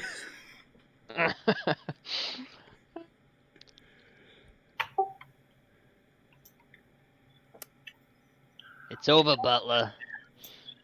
Fair's fair. Tell us where you're hiding the Pikachu. Okay, Carol, do you pull out your second Pokemon? Yeah, I call Lizzie back and I pull out Vera. Alrighty, let me grab Vera for you. Just for And also, if you have a revive, it would be much yeah, appreciated. if you have a revive, can I please use it? Thank you. Yeah, come on. Your hospitality would be real welcome here. Sorry, I threw a helmet at your head.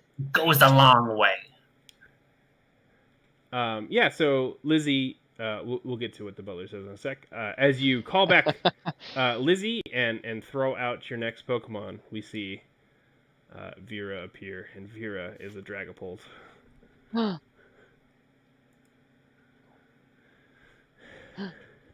It floats ominously off the ground, partially translucent, awaiting your orders. Okay, so you guys are threatening the butler, and you said, give me a revive. I said, can I please have a revive, please, if you have it? And take us to the Pikachu. Take us to the Pikachu. Yeah, the Pikachu. Okay, Vera. who is leading this intimidation? Me! I was assuming Glen Coco, since he's up in the front. Oh, Glen Coco! I'm just gonna scrooge Vera on the face because I'm excited to see her. If you insist, boss. All right. Glen Coco, please make me a persuasion check to That's intimidate the butler. Oh, Jank. Delicious. he still like on his butt with his hands behind him, and he's kind of backed up against this door here. He will say, I, I seem to have been defeated. Please don't hurt me.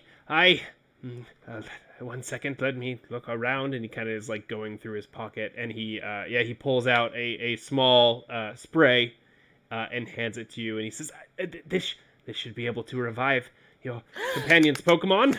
Lizzie! Much appreciated. I throw it to Carol. Yes! I sprayed on Lizzie's dead body! Yes.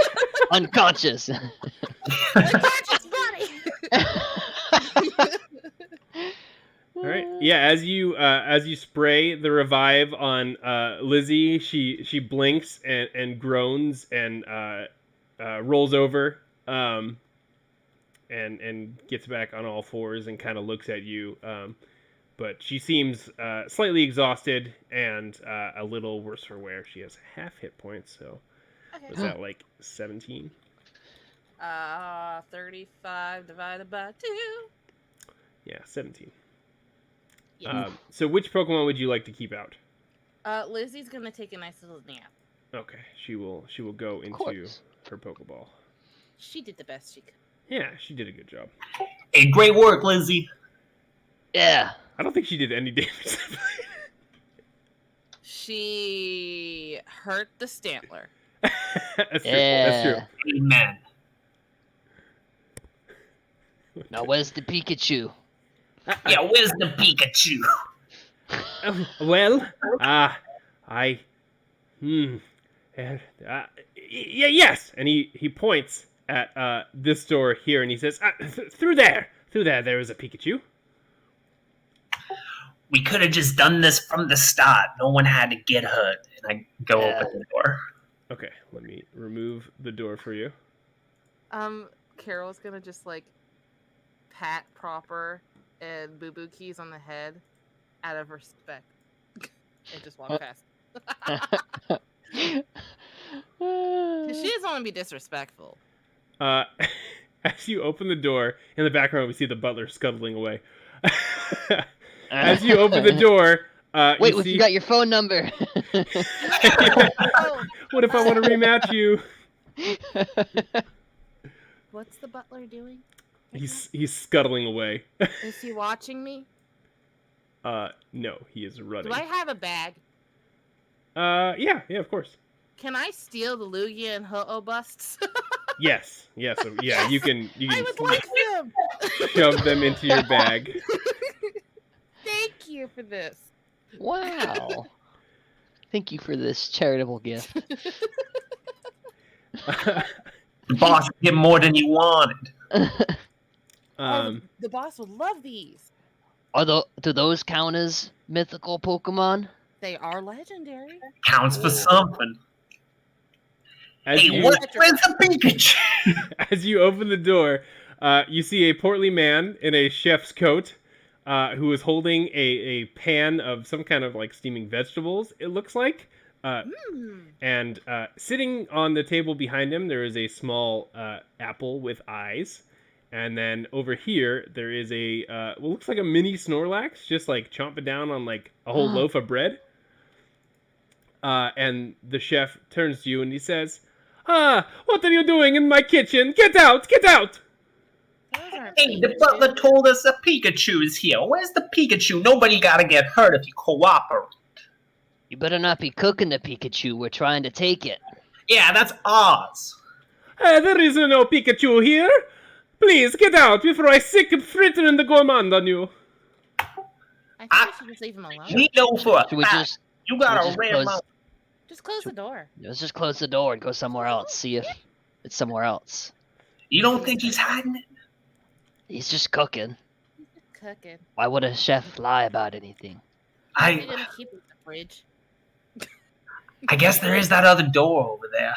Sorry for your trouble, sir. I closed the door. As you're discussing this, he's just like, oh, wait a minute. You are intruders. I cannot allow you to walk about the property. Fritter, come on, get him. I work here. You see this maid outfit? I work here. You can ask the butler. The other two clearly have Team Rocket uniforms on. I ain't been taken hostage. All right. And we ain't gonna hurt him unless you tell us about Pikachu. Yeah, we're holding the ransom. Alrighty. So we're gonna go ahead and roll initiative again. But this would be a good opportunity to announce any donations we may have had in the previous time. Scooter. We have not had any donations recently, though I will mention that if anybody puts in things like subs or bits towards the Stat Game Marathon, all those will be counted towards the overall end goal of the stream. Once everything's all said and done, it'll be calculated at a later time. Wonderful, wonderful. Thank you so much. All right. Oh, yeah, you already got initiative going. Carol, if you could Those please are a lot roll better. for yourself and not for Vera. Oh, I'm so sorry. Well, I did hit Carol when I did that. Oh, interesting.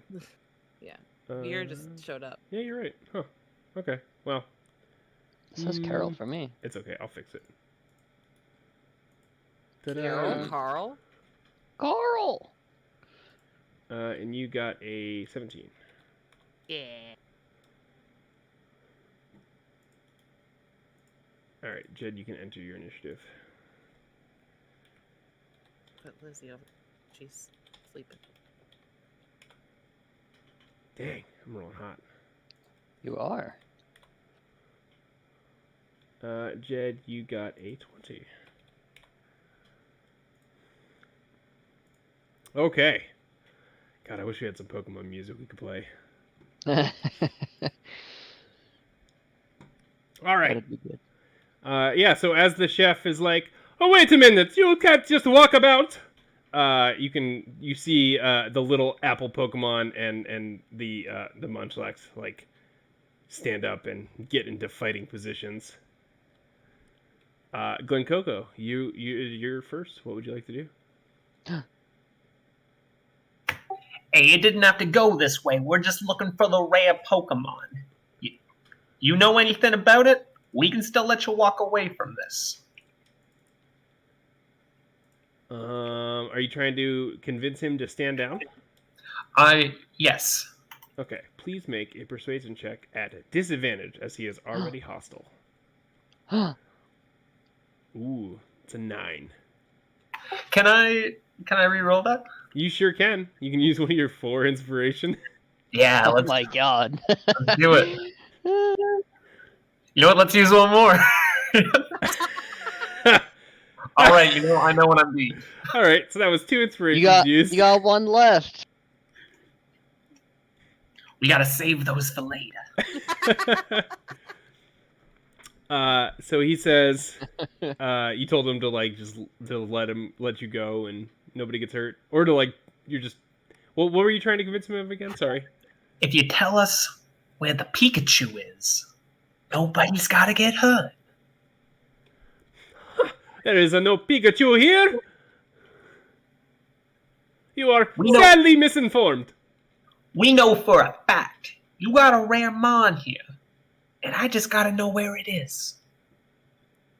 I'll show you a rare mon. He does not seem to want to stand down. Aw. You asked for it. Get him, McClaw. I guess he's looking to cook up some trouble here. A good one, Jed. And I reach behind me for a little high five. Oh, I'll go, yeah. Of course. High five away. Yes. Wait. Anyways, raise the show, McClaw. I forgot. Eh. All right, you Razor Shell Fritter, the Applin. A 14 or a 17 does indeed hit. Oops. So 6 plus 8. Let's see if he is resistant. He's resistant to. Oh, he's vulnerable to cold. So he takes 6 slashing and 16 cold for a total of 22 damage. You rethinking that yet, Chef? Oh. Yeah, so Kingler scuttles in and once again brings down the big meaty claw on this tiny little apple with eyes, slamming it into the table, making a little bit of applesauce. Does it fling the food on the table everywhere? Oh yeah. There's like a Dodrio leg that just goes flying and like hits the wall over here. Perfect. All right. Is that the end of your turn? That's the end of my turn. I'll stand out of the way so I can make room for someone else. All right, Jed. Oh, of course. All right, it's my turn.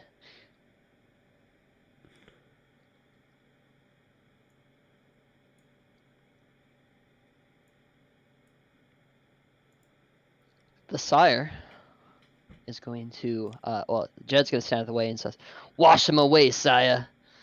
And he's going to use muddy water. On Fritter. All right, go ahead and click your attack. Ooh, a 10 does not hit.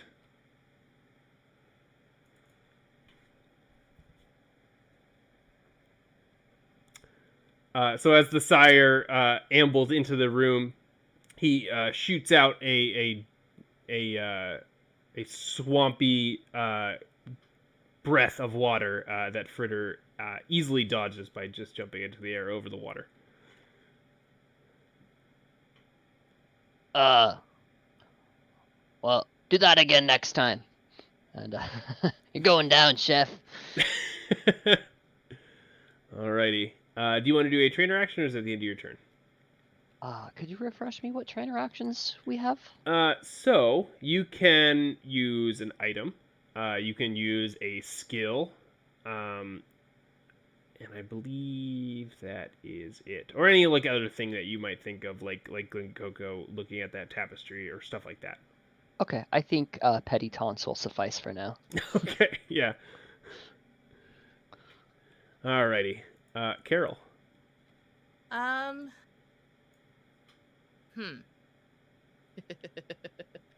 don't.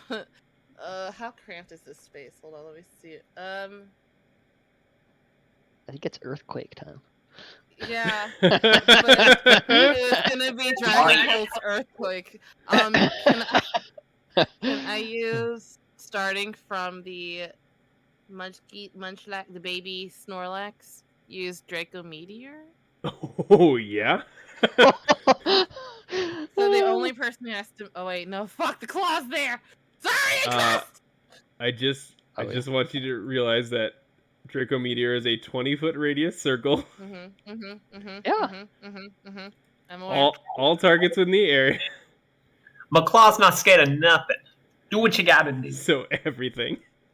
Well, I wouldn't take damage, but. Vera is within 20 feet. But Vera's making the attack. It's still within the radius. Okay, Vera backs up.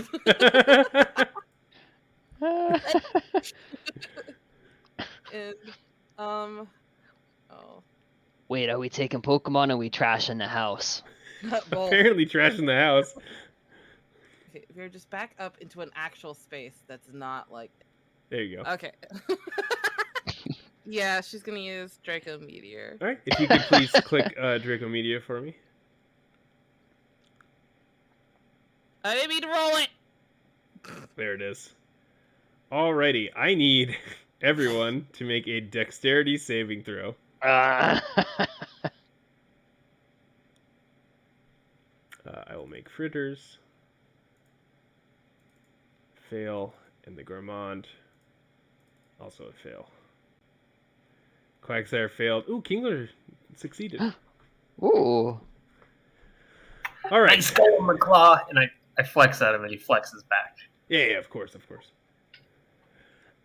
So, yeah, as Vera floats back a little bit, she extends her neck, her ghostly tail whips behind her, and from the sky, punching a hole through the roof of this house, a massive ball of draconic fire slams into the Gourmand, spraying draconic flames all throughout the room. Everybody who failed takes 22 radiant damage. Depending on your resistances or whatever, that might be different. And then McClaw, you take half of that, so 11. Fritter is weak, so Fritter goes down immediately. Yeah. I'm sorry. The Gourmand is not weak to this. Fair.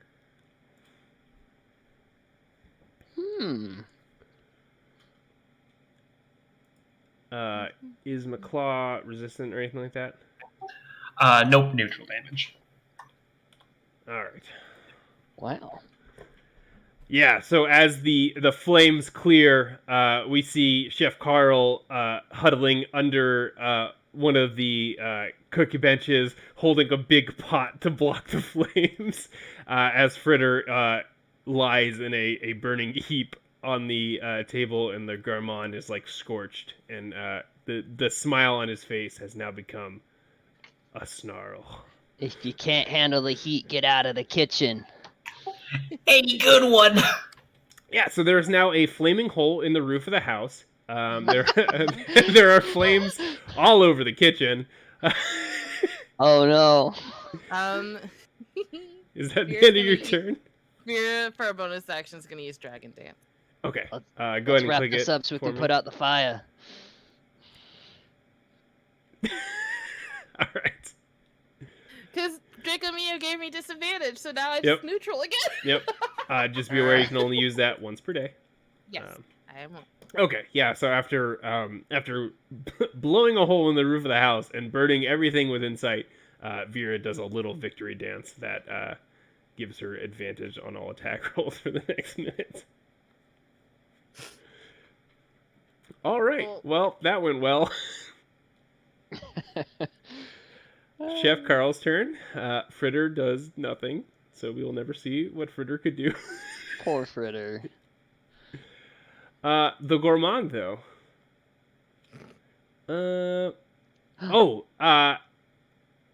Ooh, actually, would he had what, like 23? No, there's no way he would have died no matter what. The gourmand, upon taking the damage from the Draco meteor, will use its reaction, and it pulls a berry out of a fold of fur and chomps down on it, and regains 20 hit points. Typical. Good. Smart, storing food for later. Taking notes from that little guy.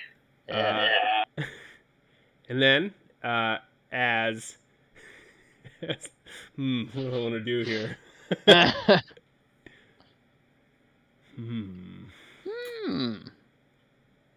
I think it is going to take a note out of the Sire's book, jump over here, slamming into the ground and earthquaking everything. Oh, goodness. Critting. Oh. Ah! Oh my god.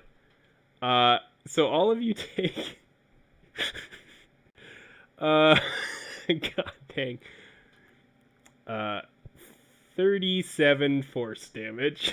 Oh my god. 37. 37 force damage. Okay, that is 18 on resist.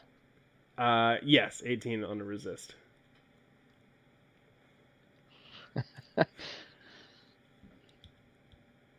Smile. McClaw, no! Does McClaw take the full, or is he 18? Oh, he takes the full. So he's Oof. unconscious. Oof. You did great, buddy. And Veer is down too. Oh my god. Actually, Oh, no. yeah, Veer is down. Okay. Is she in the range?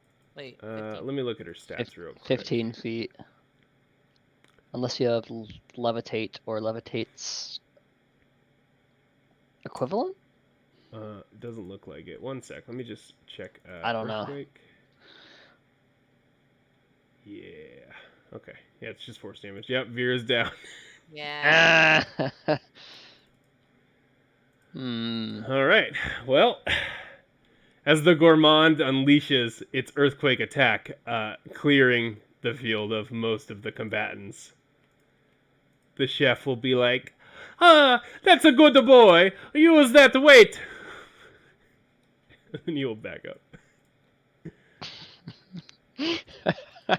All right. Glen Coco, it is your turn. I am assuming you're going to pull out your other Pokemon. I sure am. Great work, McClaw.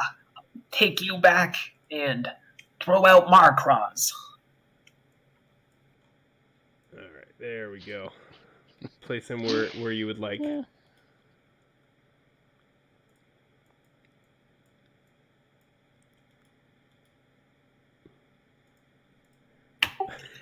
Now, I like this little guy here. You know, that was a pretty good move. But you beat, Chef. You got nothing left. So are we taking this sweet little guy? Or are you going to tell us where the guy we want is? Yeah, so as you bring McClaw back to its Pokeballs, you bring out Marcross, a Crawdont, who just replacing one crab with another. That's a crawfish. The different. That's true. That's true. So are you trying to intimidate him again? I am. I'm taking that Munchlax if he's not giving us what we want. All right. Roll a persuasion check with disadvantage since you are in combat. Would you like to use your last inspiration to reroll? Yes! I'm sorry for wasting them all. All right. He says, "No, I do not think so. I think my little gourmand has this. He has you on the ropes." Hey, you keep telling yourself that, pal. Marcross, use knockoff. Ooh, a 25 does indeed hit. Let me move that Applin out of the way. There we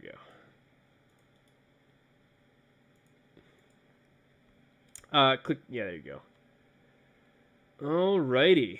It loses all modifiers to attack, saving throws, or abilities. It has none at the moment, so it takes 8 necrotic damage. It is immune to necrotic damage.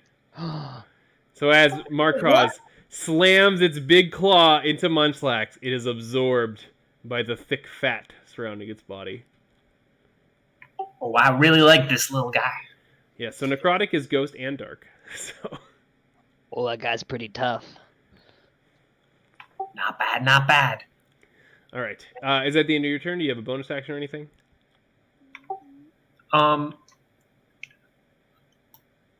Yeah, I'm gonna back up towards this door here, but aside from that.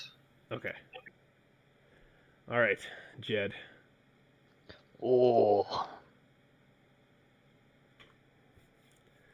The sire's swaying on his feet. Yeah. Well, that's fine. He's just tired. It's okay. Yeah, he's had a big day. It's okay. The sire is going to use yawn on Ooh. the gourmand. And it needs to make a DC con save. Sure. Okay. And then it is going to, after having let out a yawn, rest. Oh, yeah. Okay, so it makes a DC 15 con save. Oh, con is Gourmand's save of choice. Yeah. It's a 21. So yeah, the sire opens his big mouth and yawns at the gourmand, who begins to yawn and then slaps himself in the face to resist staying awake. And then Quagsire just takes a nap, just lays down and takes a little nap. Yeah, he's, sometimes, some days you're bringing a house down, some days you're just relaxing. Yeah, Yeah, so he lays down and does the rest move, giving himself 15 temporary hit points and making himself prone. Yes. Alrighty. Well, good turn from the sire. Do you have a trainer action or anything you would like to do? Yeah. Jed's gonna announce. Yeah. In a couple moments, we'll be getting ya.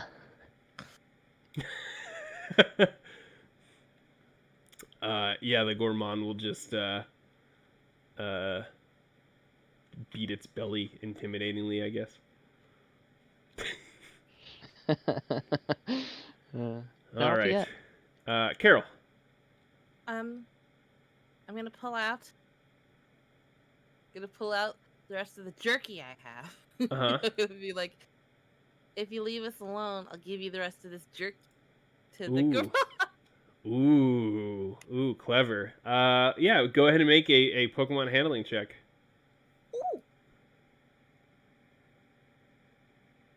Ooh. Oh. Oh well. All right. Yeah, so you pull out the jerky, this, like teriyaki spiced Tauros jerky, and you kind of like wave it at the gourmand and takes a big sniff and takes a single step forward, takes another sniff, takes another step forward, and then just chomps it right out of your hand. And I will say, the next round he will be occupied eating the jerky, and will not do any actions. Ooh. Cool. I'm gonna yell at the butler.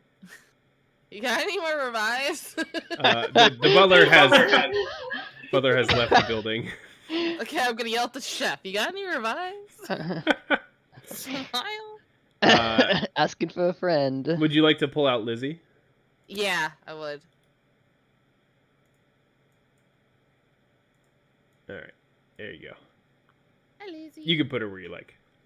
Oh, she's gonna hide behind me because we're having a bad day. It's okay. It's okay. She's just here in case I desperately need something.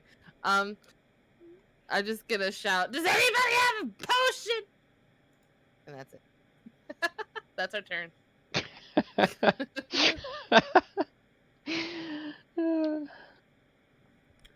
I'm gonna call back Vera, by the way. Oh. Okay. Nick, I'm being told that you have another inspiration die. You love to hear it. Yeah. Wyatt, you also have one. Ooh. Okay. Actually, before this next turn is a good time to read out any donations we may have gotten, Scooter. Excellent. Thank you for that.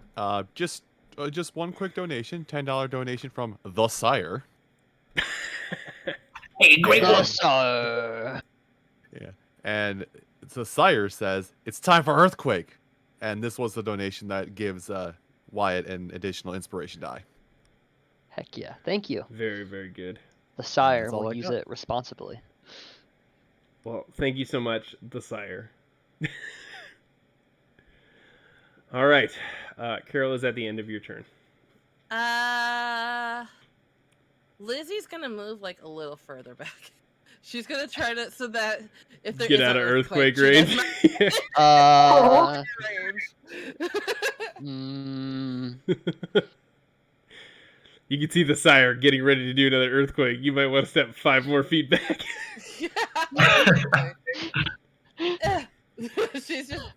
she's just not testing it. So yeah. All right. On the chef's turn, the gourmand will just happily munch on its Tauros jerky, oblivious to the battle going on around it. And Chef Carl will be like, "What are you doing? You can eat whatever. Get in there and fight." As Munchlax just ignores him. All right, Glen Coco, it is your turn. Sounds like your little buddy's switching sides already. We warned you.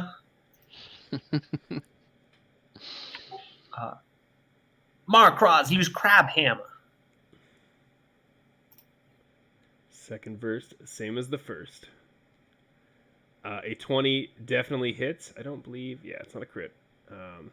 So 13 cold damage. He is not resistant to cold, so that is a full damage attack. and you slam him as he is unprotected, chewing on his jerky, and he kind of turns to Markraz, and his eyes gleam red. That you would dare interrupt his snack. Oh. Last chance to give it up, pal. All right. Is that the end of your turn? Yeah. All right, Jed. Let's go. Jed will look over to Glen Coco. Is it earthquake time? Oh, I think it's earthquake time. It's earthquake time. The sire. Earthquake. Yeah, and it will just jump and do its thing again. And I'm gonna use that inspiration that the sire Okay. was given by the sire. All Thank you, right. by the way. So you have advantage on this. Oh, Hey. really good that you had that. All right, yeah. So he repeating the hole he made in the center of the entryway. He makes another one in the kitchen. Pots rattle and clank as they fall off hooks. Knives fall precariously to the floor and stick into it. And everybody within 15 feet takes whatever damage you roll on this. Phew! So go ahead and click earthquake in Yeah, the chat log. Am I? You No, gotta that's you gotta not click it in the chat log. Oh, There you go. okay. Yeah, Thank yeah, you, yeah. thank you. I apologize. No worries. Earthquake. All right, so 21 points of damage to the Gourmand and to Markraz. Hey, we resist that. So 10 points of damage. Just as planned. You love to see rounded down.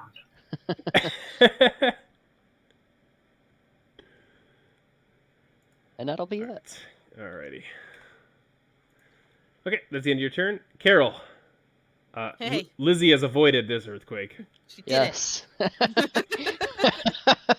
She's happy. Can I see? I don't think Lizzie can see. No one's gonna be like earthquaking anytime She soon. can move to like here and see. I don't know. You can Um, also move in, attack, and move out. Okay, I'll probably do that. She will move right there, and she will use range weapon attack. She'll use gunk shot. Just to remind you that Salazzle does have multi-attack and can make 2 Fire Lash or Venoshock if you would like. Okay, yeah, I'll do the multi attack and use 2 fire lashes. Okay, Because yeah, since so we're burning down the place, might as well help. yeah. well, we're gonna put it out when we're done. You know, we're not bad guests, but Sure. we're terrible intruders. So go ahead and click Fire Lash twice.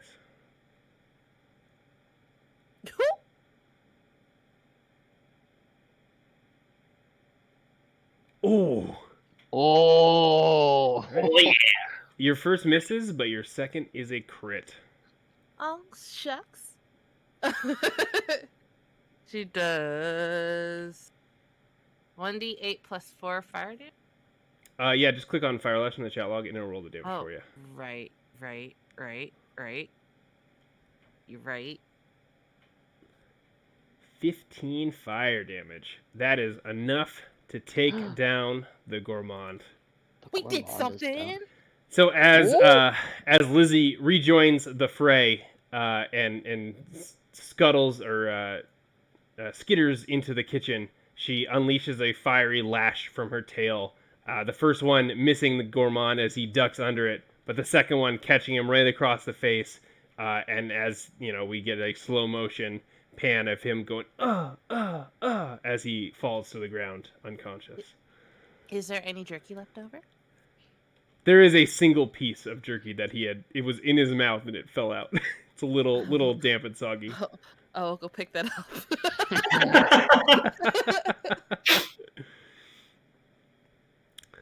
All right. Well, that is the end of combat. You Um, defeated, Have Chef. potion? Do you have a revive or potion? Smile. he What says, bounties do you have for us for defeating you? "Oh no, my Pokemon, they are defeated. Please do not hurt me. I am simply a chef." Could you like cook us a nice meal or something? He looks around his burning and destroyed kitchen, looks at the hole in the roof and the hole in the floor, and he's like, "No, I do not think so." Well, you did part of that. I mean, come on. Yeah, you did shake your own kitchen. Yeah, you can't put all this on us. You accosted me. I was simply defending myself. We We're gonna- tried to leave. Thank We'll you. close the door and be on our way. Please, remove yourself from my kitchen. Now, I Well- like this little friend here. We won. We need our prize. Is this little friend here going to be my prize? Yeah. Or are you going to give us what we came here for? You're going to tell us about the rare Pokemon. Where's the Pikachu? Where's the Pikachu? Are you like holding a net over the Gourmand as you say this? I like to think I'm like fireman carrying him.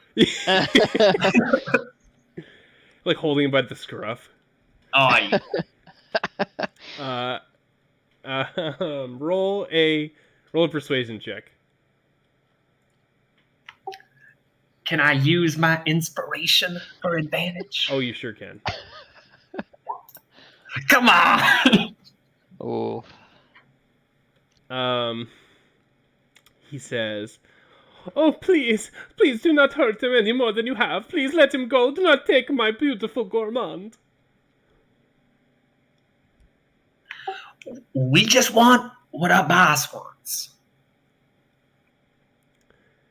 He will say, I promise you, there is no Pikachu here. There is a Raichu, though." oh, Oh! Chunky Pikachu. that's even rarer. That's like Where 2 is it? Pikachus. That's 2 Pikachus. Where's the Raichu? It is in the possession of the Lord of the estate, Oh, the gentleman Well, either Turtle way- himself. Is The he turd- possibly asleep right now? Uh, I just thought about everything that just occurred. And Mm, yeah, you think, probably not. I highly doubt that. Is he asleep? Maybe. And he will just he will point across the hallway to the other door, and he says, he's probably in his study. But before you go, I must warn you, he is quite an accomplished Pokemon trainer. Maybe you can lead the way for us. Let them know we're reasonable people. Or give us a potion. Well, I mean, you guys have potions of your own if you would like to use I don't them. have any. We do? We got 3 from the mod. Oh, right. We took some earlier. Guys, may I borrow a potion, please? Ooh, ooh. Yes. All for you, Lizzie. Thank you. Alright. I would also indulge of a potion for the sire. Do you want to give the sire a potion, or do you want to pull out your other Pokemon? Oh, we're gonna switch to Flexington. All right, let me grab them for you. Oh, I almost forgot about Flexington. Yeah, he's always there when we need him. Great work, guy. And Uh, I want to flex with Flexington. yeah. So as the sire returns to his Pokeball, you bring out your second Pokemon, a very, very buff Machoke. Chunky. Look at him. He's Look at glorious, ain't he? Show him why they call you Flexington. Flexington. Yeah, he assumes a big pose with flexing his massive pectorals as he is copied by Glencogo. We skip no days. We're training every day. But joke. As he assumes the quintessential, oh, is this the way to the beach pose? Oh yes, yes. the one in his token. Wonderful. Carol, do you use the potion on Lizzie? Yes. All right, she is healed to full. Thank you guys. Lizzie also flexes with flex. Yes. Yeah, nice work. All right. All right. Where we getting the Pikachu from? Yeah, lead the way to these two Pikachus. Bridge the gap for us, Chef. And the Can you believe Munchlax is yours. Can you believe our luck? We thought we were gonna get a Pikachu. We're gonna get a bigger Pikachu. We're getting 2 Pikachus. 2 Pikachu. Everything's coming up rocket. We're great at this. They're All right. gonna be the ones blasting off this time. Yeah, the chef will be like, oh, please do not hurt my poor little gourmand. I will take you to the gentleman himself. And he walks over to the store. I'll put down Gourmand in the kitchen before following. Okay. Of course. Before he opens the door, this is a good time to take our mid-session break. Scooter, we're just gonna take like a 5-minute break to stand up, get some water, go to the bathroom. Now would be a good time to like read some donations and stuff, just to give my players like a small break. Alrighty. Well, I can do that. I can do that here. Unfortunately, there has been no recent donations at this time, and I am unfortunately a little underprepared. So give me 1 second. Sorry, I kind of sprung it on you. No, you're fine. You're fine. I'm kind of like distracted by many things. But I can just drop a few interesting factoids about Stream for a Cause, the group we have partnered with for this event. So, Stream for a Cause has supported over 30 charities in their first year alone. They work with volunteer content creators one-on-one to create fun and interactive content through charity streams. They support small grassroots nonprofits all over, including nonprofits from USA, Canada, and the UK. And it's actually everything I got from my notes right here. No worries. We can just chill a little bit, and when my players come back, we'll take it up again. Although something I do want to add in is no amount is too small. If you can donate, that'd be fantastic. If you can't, it would be appreciative if you could spread the word in any way you know how to, or can rather. Yeah, it's a great cause. This is my second time doing Stack Gaming Marathon. Last time I played some FTL.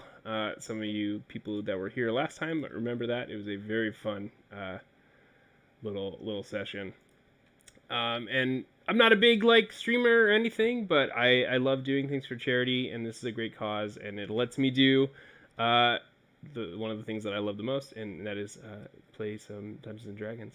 So I'm very, very happy to be here, and I appreciate all of you for being here and watching me, and getting to hear me do dumb voices and play Pokemon with my friends. I'm having a lot of fun. Thanks for having us. Yeah, I am too. I'm very excited. This is going exactly about how I thought it would. So.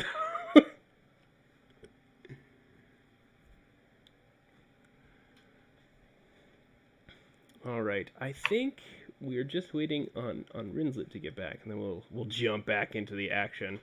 While we wait, I can kind of show you the chat, some little secrets that the players did not encounter because they chose a different path.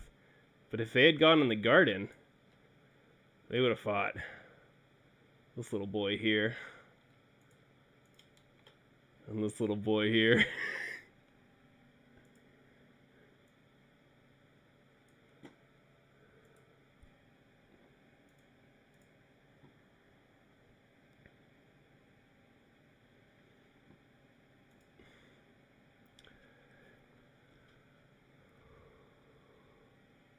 sorry for like the little bit of lag in the gameplay. 4 hours is a long time to sit and play at your computer, so I like to give my players, a little mid-session break to go get a cup of water, or, go to the bathroom, whatever they got to do. And back. Wonderful. I am also back. Wonderful. All right, yeah. Again, sorry for the delay. We'll be jumping right back into the action. All right. So the chef approaches the study door and knocks on it, and he says, "Sir Turtle, there are some visitors to see you."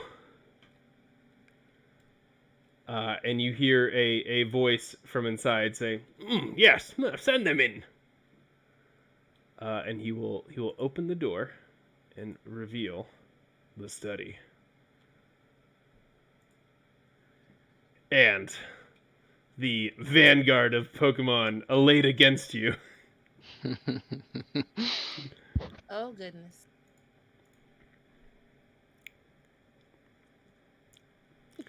So as you look into the study, the first thing you see is, yes, the Pokemon that are against you.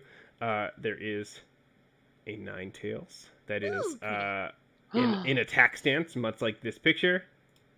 There is a Raichu, sparking with electricity, looking like it's ready to fight.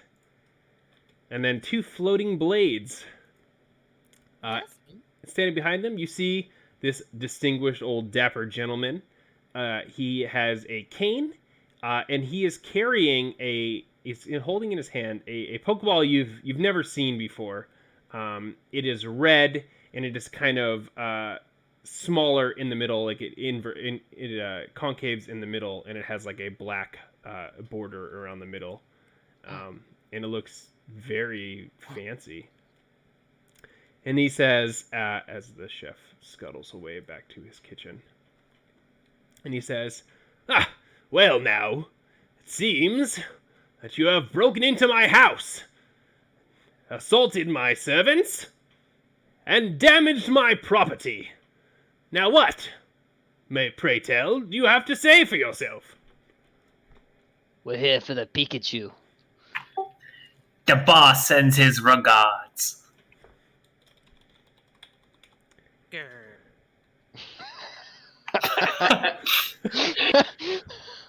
And he says, she's like, well, if you're here for my Raichu, I assure you, it is not for you to take. And I will defend myself with the full force of my Pokemon roster and my experience of many years of battling Pokemon. This doesn't gotta go like this for you, guy. You could just give us what we want. We'll be on our way. We get it, you're old. Just give us the Pokemon and we'll be out of you. This won't be good for your heart, old man. And he says, you really think I would let you walk in here, damage my home, and just take whatever you want without a fight? Well, Poppycock. yes. Do you not know who we are? What have we damaged? Common riffraff, it seems. Common? I'll have you know we're number 1. We're unique riffraff, thank you. My eyes would tell a different story. You can see he's got like his eyes are like kind of he has got like cataracts forming. They're kind of like roomy.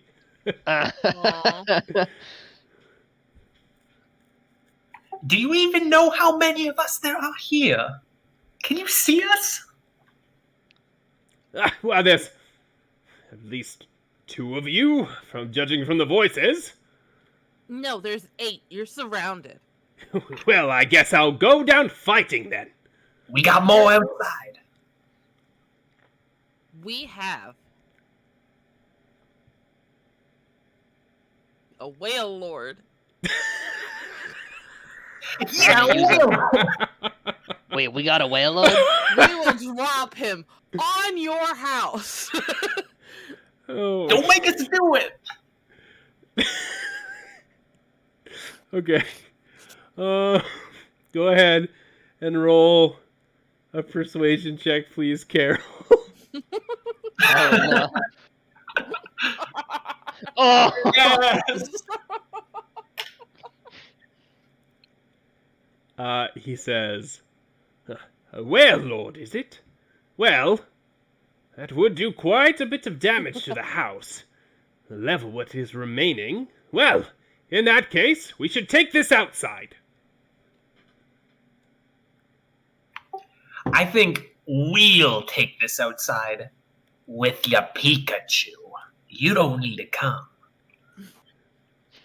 He like looks at the Raichu and he's like, a road, man, is not for you to take.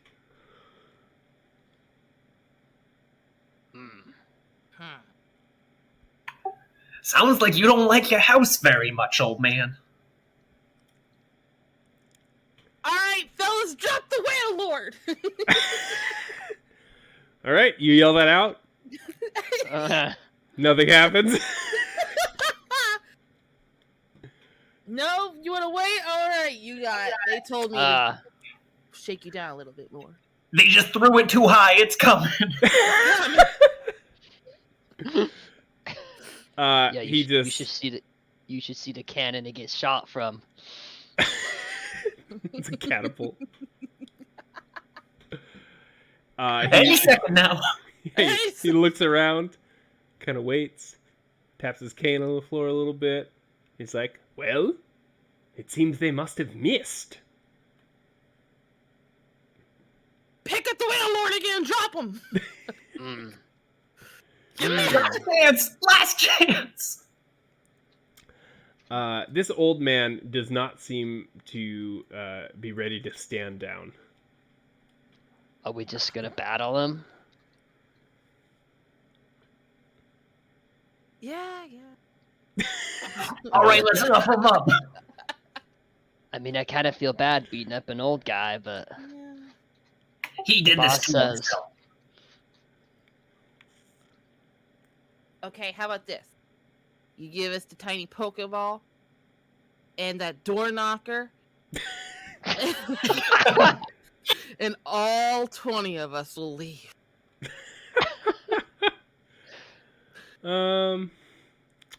Let's see. Yeah, go ahead and roll another persuasion. You're gonna have disadvantage on this one, Yeah, as your whale lord threat was false. yeah. It's still coming. Any minute now. He will say, no, I think I will keep this Pokeball and my Pokemon, and I think you shall leave. If What not, about the door knocker? I will remove you by force.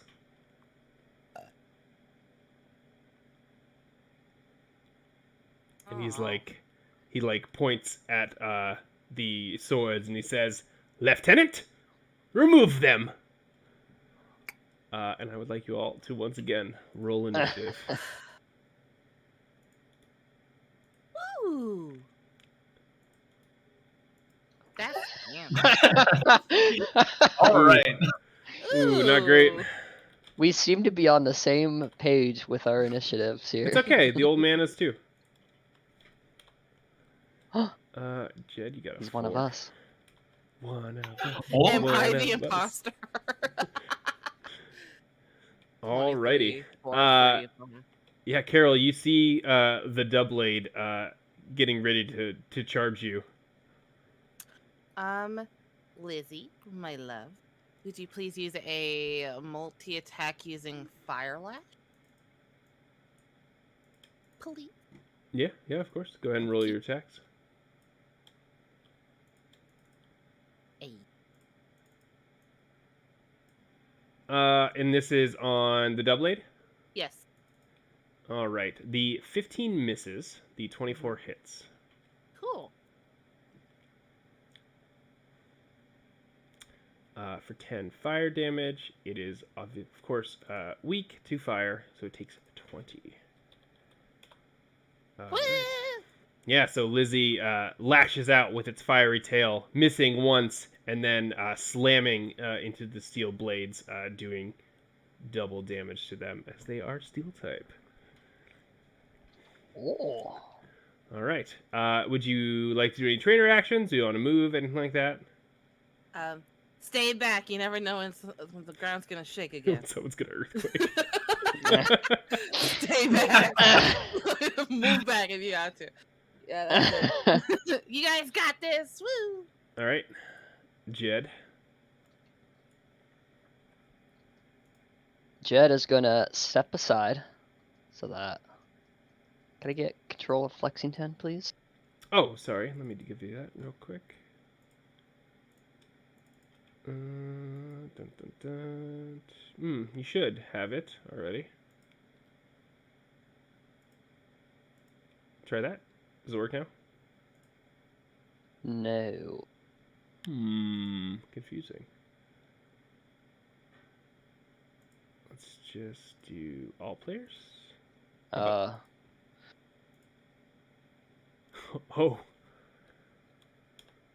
That's really big.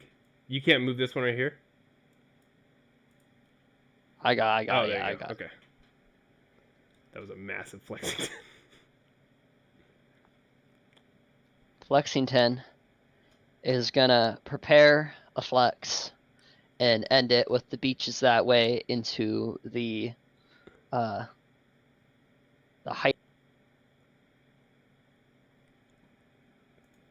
You cut out, Wyatt. Flexington is going to start up a flex and end it with the beaches that way and perform a hyper beam in the direction of all 3 targets. If I may. Dang. All right. Yeah, click on that TM you have.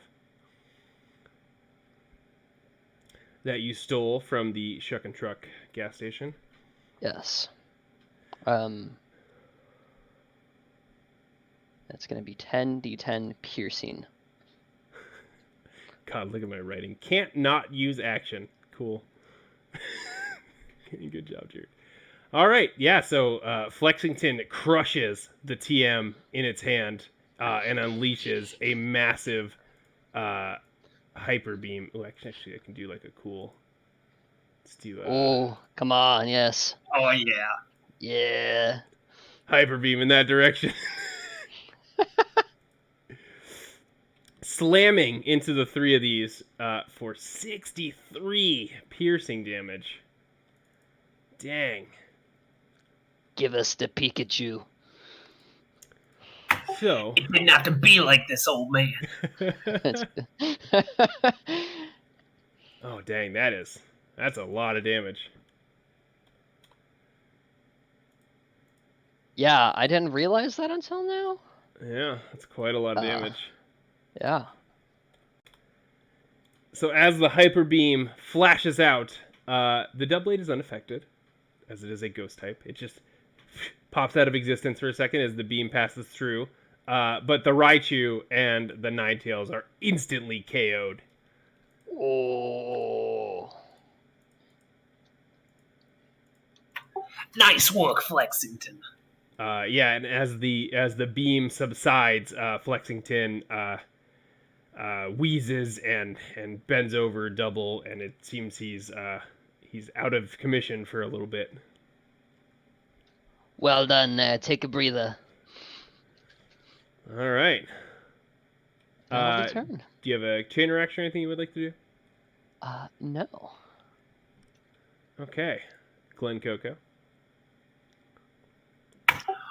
All right, Marcross, get in here.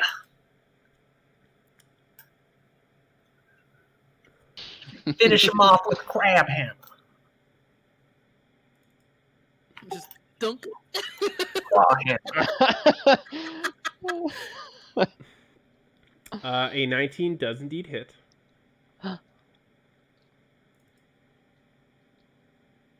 Great work, buddy. All right. Lieutenant is resistant to cold, so he only takes 8. Yeah, Marcos brings his big old crab hammer. Oh, sorry, crawfish hammer. Down onto Lieutenant.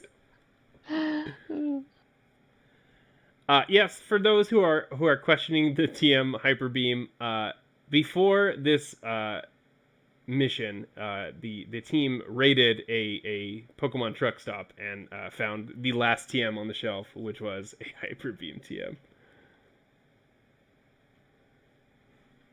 It's a bit strong. It's a bit strong. I looked at motorcycles. It's true. All right.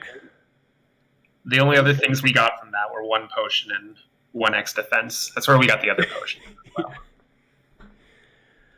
Okay. All right. Yeah. So you hit him with the crab hammer. Is there anything else that you would like to do, Glen Coco? I want to talk to this old man again. Say, Alright. you reconsidered? You reconsidered your position? Huh? Have you? He will say, "Ha! I have not yet begun to fight." Hey, your funeral, old man. This might be a little too much excitement for you. And that'll be my turn. All right. On Tristan Turtle's turn, he will pull out of his jacket a similar spray to the one that Carol used on Lizzie earlier, and he will use a max revive on the Countess, who will leap stop. to her feet, fully back in the fight. That's neat. And then she will use, as a bonus action, disable. She will choose Markraz, and she will disable your crab hammer. I don't even need it to beat you. Yeah, so the Ninetales' eyes flash, its tails all stand on end, and Markraz is surrounded by a gloomy shade that removes the ability to use Crab Hammer from his mind. I forget things all the time, buddy. It's fine. And then, as its action, Countess will use Fire Blast. Can I use my reaction to use Fake Out? You sure can. I do. My girl Lizzie. All right. Yeah, you can see as the Countess lines up to do a fire blast, Salazzle flicks out a quick little gout of fire that hits Countess in the face and distracts her from her attack, and she is incapacitated until the end of its turn. So yeah, the Countess can no longer do anything else this turn. Yay! All right, Lieutenant. As a bonus action, Lieutenant will use Iron Defense. You will see the two swords cling together and become stiffer and harder, and will give itself 5 damage resistance until the beginning of its next turn. And then it will use Sacred Sword on Markraz, Oh. critting for 12 slashing damage. Ah, yes. But the damage is unaffected by any resistances, so it does 12 no matter what. Even if I'm vulnerable? Are you vulnerable to... I might be vulnerable. Then it does 24 slashing damage. Oh, Well, Yay, that crit ended up being, pretty. pretty good. So the doublade spins in place and slashes out at Markraz with both its blades, landing a heavy, crushing blow against its armored body. You see some of the carapace crack and start to fall off as Markraz totters and steadies itself.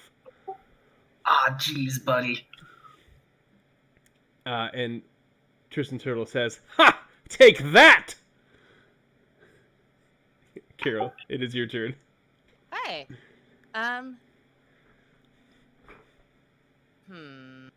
Lizzie will move up a little bit so she can actually see. And use on the Ninetales gunk shot. No, not gunk shot. Venom shot. Okay. Yeah. Blech. Oh man. You rolled a 9. Big oof. I don't know if you have any. I have one more. You have one more. Would you like to use it? I would like to. All right. Go ahead and roll again. Oh my god. Oh. Oh. This is on the Ninetales. Yes. Okay.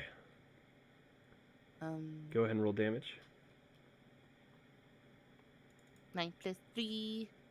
All right, 12 damage. Yeah, so Lizzie, that is a melee attack. So you would have to move into melee range to use that. But That's fine. she can dart in on Markroz's space and then dart back Okay. out. All right, thank you. Yeah, so she bites the Countess with venom-soaked fangs, sinking deep into the fur of the Ninetales. Fortunately, Ninetales is resistant to poison, so that 12 becomes 6. Oh. You can see that the attack is not as effective as you would hope. Yeah. Would you like to use a trainer action or anything else? Lizzie's gonna back up again. Yeah, of course. She's aware of things that happen, and I'm gonna thumbs up. Choke. All right. You got this. Yeah. Yeah. All right, Thanks, Connor. Jed. Macho cannot use any actions, reactions, or bonus actions this turn. Yes. But he's been bugging. Do you have a trainer action you would like to use? And you can use like a potion. Would Macraw appreciate a potion if I can potion? Macraw would love a potion. Oh, that's so sweet. Yeah. I would love to apply a potion to Macraw. And then once again reaffirm to Senior Turtle that you ain't got no shot at this. We're taking you, Pikachu, and we're taking you, Dornaka.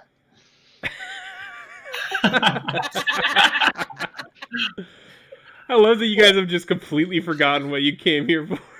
I want the door knocker. Now we're getting the Pikachu. Classic Team Rocket. Yeah, so you pull out a spray potion and spray it on Markroz, healing him for 20 damage. Yes. Much obliged, Jed. Alrighty. Glen Coco, it is your turn. So, real quick potential retcon. I don't know how you want to play this. I just noticed that Markroz has adaptability. So, Ooh. if we want to just like consider that going forward, I'm cool with that. But otherwise, I guess I would have done 8 more damage on Lieutenant rather than it being resisted. DM's choice, my mistake. It'll take the extra 8 damage. That's fine. You guys aren't super familiar with all these moves just yet, so I think that's fair. Okay, nice, thank you. Well, as long as it's not like 10 turns ago or something. Yeah, you know? of course. Markroz has the ability, adaptability, allowing it to bypass any resistances the target may have. And now he's going to repay the favor to your Countess over there. Now, you don't need no crab hammer for this. Because he's going to end it here with guillotine. Oh. Oh. All right. Crawdont goes for the throat. This is a one-shot move if Countess fails. Oh. So, Crawdont comes in with a claw, trying to pierce and crush Countess's throat, but she dances nimbly out of the way, and the claw snaps shut on empty air. That one was just a warning for you, old man. You don't want to see what happens next time? He says, "Oh, is that so? It seems like you missed. Ha ha! I'm just trying to be fair, accounting for your old age." Well, you'll rue that mistake. And yeah, we'll see, and that's it. He will pull one more spray out of his pocket, and he will use a regular revive on Roadman, the Raichu.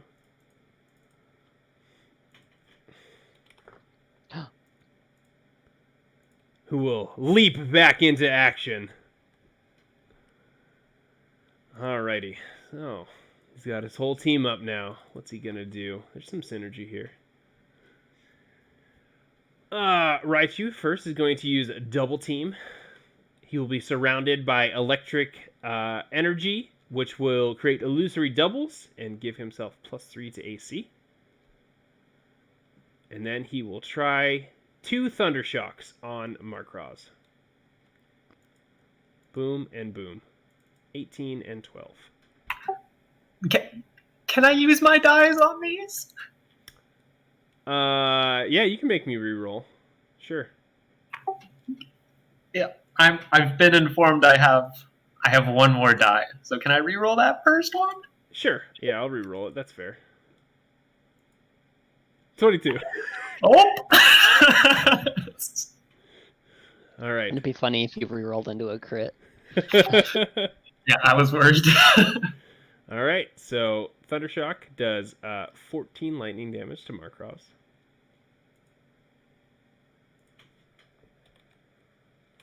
As he is vulnerable to lightning.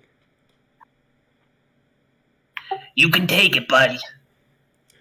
All right. The Countess will use extrasensory on Flexington. Rolling All a right. 22. That is a hit. All right, for 16 psychic damage. Cool. And Flexington has disadvantage on his next attack.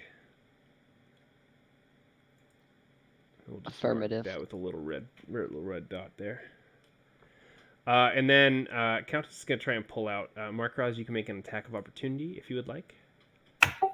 Yeah, we don't let those slide here. Can I just use any attack? Anything but Crab Hammer, which is disabled. Fair enough. Knock off, buddy. Let's go. Ooh, that is unfortunately a miss. Big whiff. You'll get them next time. All right, Lieutenant. Oh, sorry. I forgot about this ability. Just for everyone's future reckoning.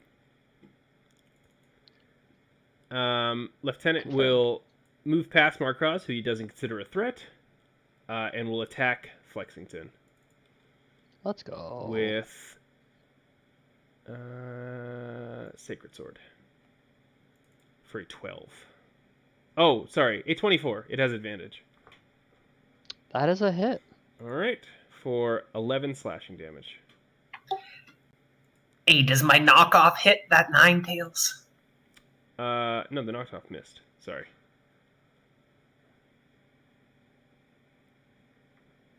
It's just attacks against Doublade. Got you. Okay. Yeah. Misread. Oh. All right. And that is the end of Tristan Turtle's turn. Carol.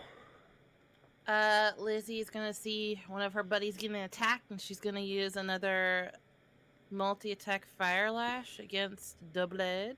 Okay. Go ahead and roll your 2 attacks. Ooh, the 20 is definitely a hit. Yay! Doing 10 fire damage, which takes Lieutenant down. Woo! Alrighty. Great work. Yeah. Oh. And Tristan Turtle says, no! Lieutenant! Your watch is over. Jolly good chap. Alright, would you like to do anything else? No, I'm good. Thank you. Alright, Jed, it is your turn. Alright, old man, you shouldn't be so cross. Flexington's gonna show you what happens. Flexi10's gonna move up and use cross chop. All right. You have disadvantage on this attack. And it does it twice. So first one disadvantage 23, Okay. and then the second neutral a 9. If you would like, you have 3 inspiration dice. Ooh, I will use one. Does a 15 hit On Roadman? on Roadman? I don't think so because of No, he has a 16 with double team. Okay, so it's just the one hit then, I believe. right. Assuming a 23 hit. Yes, 23 does indeed hit. That's gonna be 5 damage. All right. And then Flexington is, as a bonus action, going to use bulk up. I'm realizing I could have used that before, but If you want, you could say whatever. you used it before and roll an extra d6. For another 5. Yeah, so we see Flexington bunch up his shoulders and do like drop to the ground, do a couple quick push-ups to get a burn on, and then he charges in and launches a flying chop at Roadman, doing 10 damage, knocking him off his feet. Alrighty, is that the end of your turn? Yeah, Jed's gonna end his turn saying, "You think you can handle another round of that?" And that'll be it. Yeah, and Tristan's will say, "Ha! You think you have me on the ropes, but I've been in this position before. I know how to pivot." All right, Glen Coco. You're gonna have to pivot pretty hard, old man. It's not looking great for you.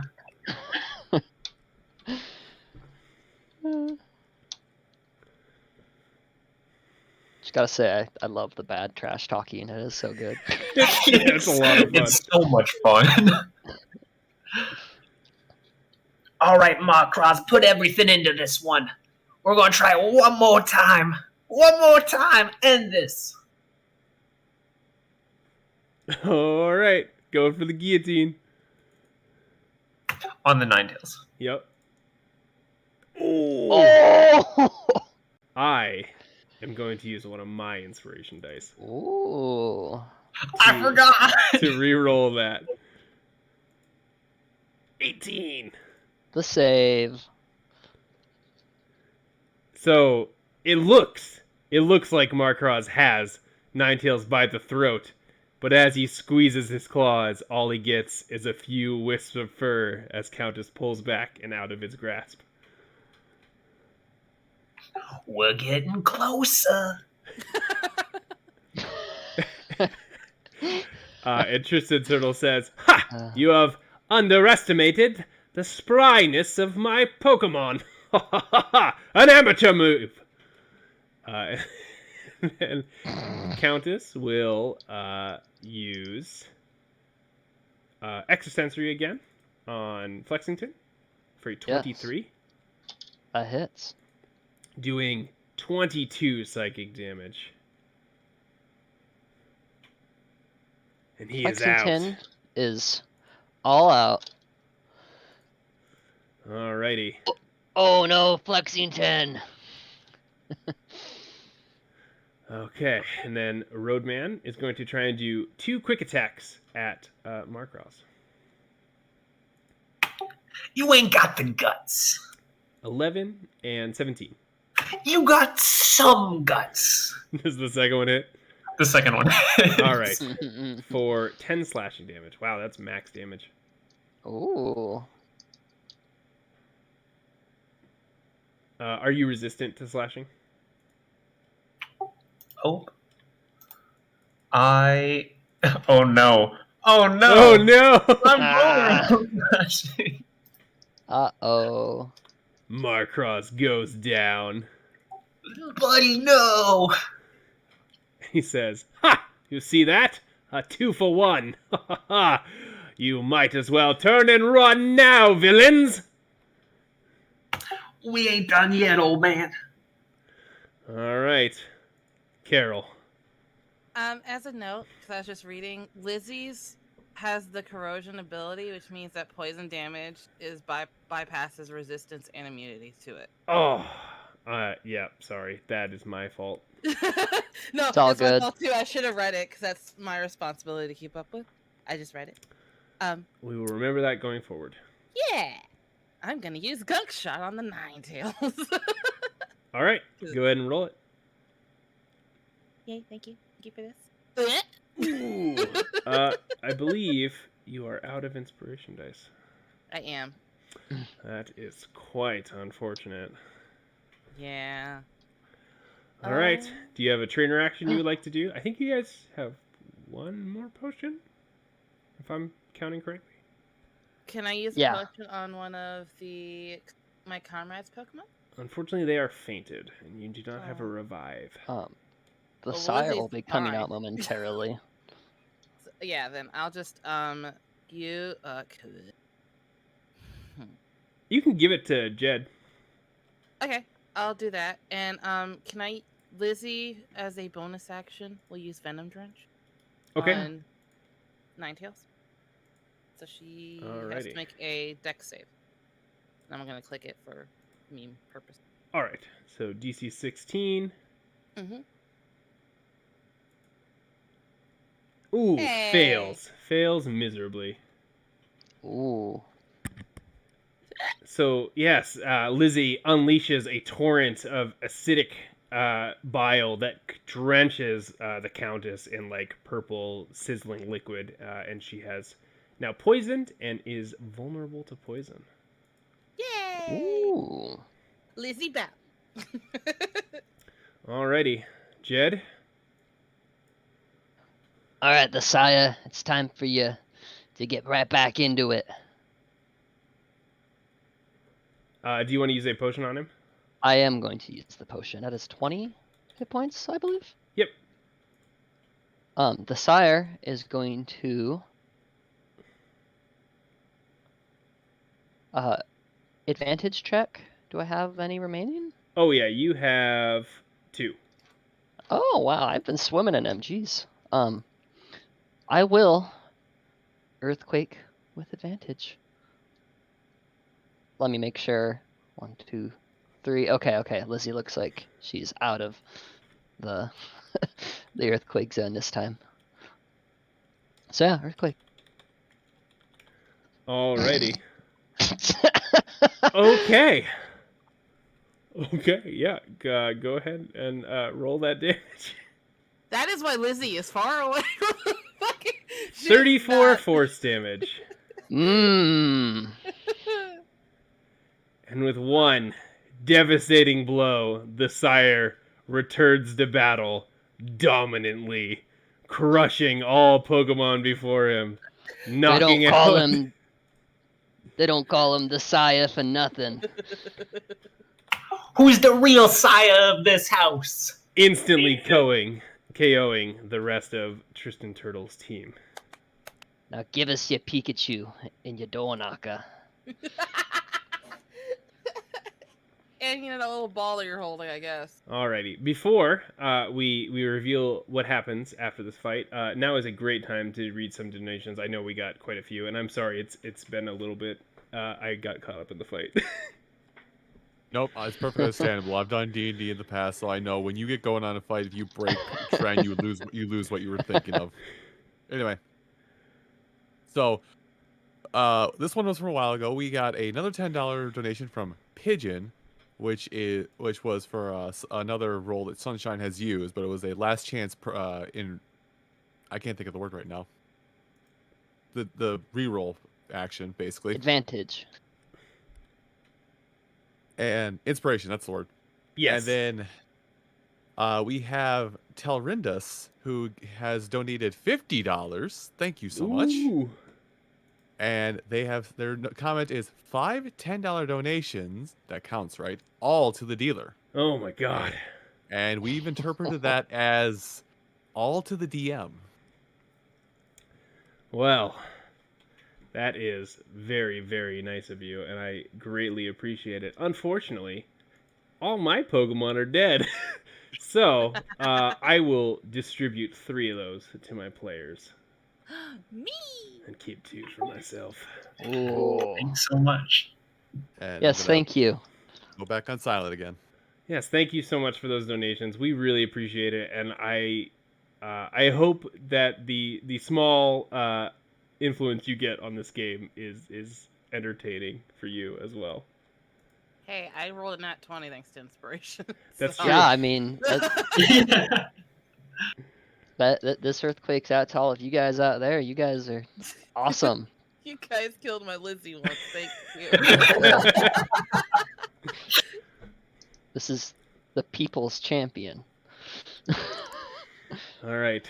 So, as the dust from the sire's titanic leap clears, and we see the fainted and battered bodies of Tristan Turtle's Pokemon lying in a small divot in the floor left by the impact, we see that Tristan Turtle has fallen to his knees and dropped his cane. And the ball he was holding has rolled out of his hand onto the floor, and he says, "No, this is not possible. I've trained for so many years. How could I be bested by common riffraff? It is a travesty." We told you, old man, you weren't bested by common riffraff. What You were uncommon riffraff. By the number 1 riffraffs.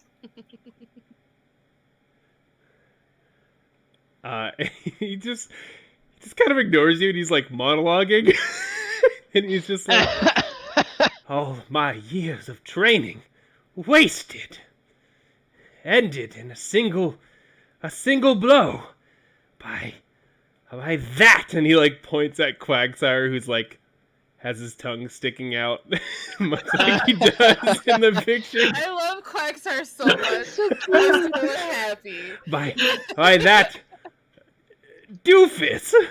Oh, boo boo. And he seems to have like forgotten you all are here, and he is just completely caught in the throes of his own defeat. I'm gonna tell Lizzie to go set that door on fire so I can get the doorknob, and then I'm gonna go get the Pokeball that fell, and be like, "Get the Raichu!" and throw him the net. And we're taking you, Pikachu. Get the Raichu. We're taking the Pikachu.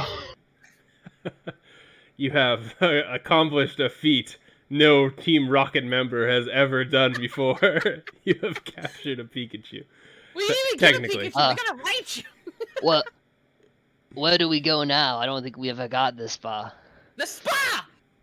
The spa, yeah, the hot tubs.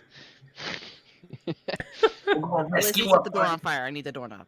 Okay, yeah, so, Lizzie is fire lashing the door, and it eventually, after about 15 minutes, burns enough that the brass knocker falls to the ground with a loud clang. Mine. Alright, yeah, you take the Torterra knocker. I'm assuming you guys are putting the Raichu in a net and, like, Yes. dragging it with you? Okay. Oh yeah. Do any of you remember to take the actual Pokeball that you Yeah, I came here said I for? take the Pokeball Okay, while okay. she's burning down the door. Yeah, that's on Feral for that. We got what we needed. All right. Yeah. So as you're dragging the Raichu away in the net, and you have this Pokeball, and you're a little kind of hot, knocker. It's like burning your hands. You're doing a little hot potato with it. I pick it up with like one of the clothing from the. I don't know, the plethora of outfits that I have. Yeah, yeah. Yes. Apparently, I just use it to pick it up. Well, you see, you have a chef outfit that has oven mitts. I go get the oven mitt from the chef. Of Oh! Of course. We're taking your oven mitt. We're taking the Wow, today was successful. Good job, team. Oh, should we go like down? I don't know. Where Good do job, we go? team. We're at the spa. We're going to the hot tub. Yeah. So you guys leave the house with your ill-gotten gains, and return to the helicopter. I'm assuming. Yeah. Yes. Okay. with Yeah. a Raichu Growlithe in the net Ooh. And the door knocker. and the doorknob. All right. We told you we'd do it, Sonya. Yeah. As you approach the helicopter, Sonia has pulled the Growlithe out of the net and is like wrestling with it a little bit. Aww. And she straightens up as you come up, and she looks a little embarrassed. She's like, "Oh, hey, you're back. Was it a success?" And she like sees the Raichu. She's like, oh, "Did you get a Pikachu?" We got the Pikachu. It's a little funny looking, but yeah. Oh my God, you're gonna be legends in Team Rocket. We already are legends. We told you, Sonya. We're the best. Yeah, you are. I'm sorry I ever doubted you. Oh, wait. And she like sees the Cherish ball in Carol's hand. Is that the mythical Pokemon? No, it's the Raichu. Pikachu. This No, is the- just a fun little thing I found. It's mine now. The old man had it. Yeah. Well, I think that I'm gonna turn it into a necklace. I think that's what you were sent to get. No, pretty sure it was his Raichu. It was the Pikachu the whole It was time. the Pikachu. Boss told us directly. Okay. Well, make sure you give him that too. I think he wants it. Yeah, But- whatever. It's my necklace. Yeah, whatever. After we go to the hot We spring. go into the hot tubs. We got all Alrighty. limped up. We're ready to relax and stretch. Yeah, of course. Yeah, promise is a promise. Let's go soak in the hot tubs. Yeah, so you guys all jump in the helicopter, squeeze in between Glen Coco and Jed again, Carol, and now you have a Raichu and a Growlithe that are like also squeezed into this helicopter. I like to think the Growlithe is sitting on like the co-pilot seat next to the. 100%. Yeah, and it has a headset Yeah. on. Yeah. Oh, that's her Growlithe now. Well, I don't have a hot springs map prepped. I didn't expect that. But we'll just have to use Gosh. the Theater of the Mind for this one. Yeah. Yeah, she'll take off and she will fly to, man, I can't remember the name of the city that has a hot spring in it in Pokemon off the top of my head, but there is one. There's the one in Gen 3's. Laveridge Town. Yeah, Lava Ridge Town. Yeah, so she takes you to Lava Ridge Town, and lands on the outskirts of the town, and she's just like, well, let's go enjoy the hot springs. Yeah. We earned this. Yeah, so the four of you make your way to the hot springs, and I'm assuming you just bully your way in to the place. Of course. Yeah. Yeah, there's like a bunch of old folks here soaking their stiff joints in the hot springs, and they're like let out little noises of affront as you kind of push your way in, ignoring any fees or anything like that. Yeah. We're here to soak in the hot springs. And for the Pikachu to soak in the hot springs. Yeah, Get the a nice Pikachu's relax. gotta. Yeah. All right, yeah. So you pull the Raichu out. Oh yeah, I pulled the Raichu. The Pikachu loves the hot springs. I give him some sunglasses, so it's cool, Raichu. All right. Oh. Yeah. So you pull out the Raichu, and it looks a little angry, a little disgruntled. Doesn't seem to like you too much. Yeah. What do you do? It like. Give him the rest of the meat I have. All right. The Roll chewed- an animal handling check with disadvantage because it hates you. Ah, that's fair. Oh my Oh. god. Yeah, you hand out some of the That's Tauros perfect. jerky, and it just slaps it out of your hand. It's just like, rye. That's fair. You'll come to love us, buddy. Right, you. And it crosses its arms and sulks in a corner of the hot tub. I put the little sunglasses on it. That's cool. He throws him in the water. Angrily. That's unfortunate. Well, whatever. Hot springs time. We earned this relaxation. And I lay back and close my eyes to take a nap. Okay. Yeah. So Glen Coco's taking a nap. Carol and Jed, what are you doing in the hot springs? I'm just like soaking my feet. Lizzie is next to Glen Coco because she needs she's had and I am trying to put like a wire around this cherish ball to turn it into a nice necklace. Okay. Okay. So you're messing with the chair as well? Okay. Yeah. Jed is, if there's a mud pond, of course he's in there. Otherwise, he is fully in the hot spring, down to just whatever one would swim in this setting. And he is a good time. And of course, the sire is too. Yeah, of course. Like this is a Pokemon hot spring as well, so they definitely Yeah. have like mud baths for Yes. ground Pokemon. Yeah, so you're soaking in the the steaming hot mud bath with the sire, who is like obviously the MVP of this whole encounter. Oh yeah, Mhm. mud. All right. So Carol, as you're messing with the cherish ball, and unfortunately I don't have a hot spring, so we're just gonna have to do this on this Uh-oh. map that I have prepared. Pretty. You're messing with this ball, and you're trying to like thread a wire through it to use as a necklace, and it starts to shake in your hand and glow. Huh. It's tiny, but wiggly. What do you do?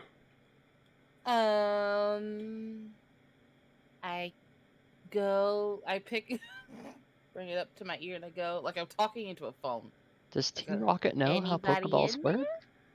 Wiggle, wiggle, wiggle. I mean, you guys, you know how Pokeballs work, but you've never seen a Pokeball like this before. Ooh, Hello. Wiggle, what's in wiggle, there? You wiggle it a little bit, and there's like almost like a bell tinkling noise from inside it, and it like Aw. shakes a little bit harder and glows with like a bright blue flash of light. Oh no. Excuse that track if you heard it.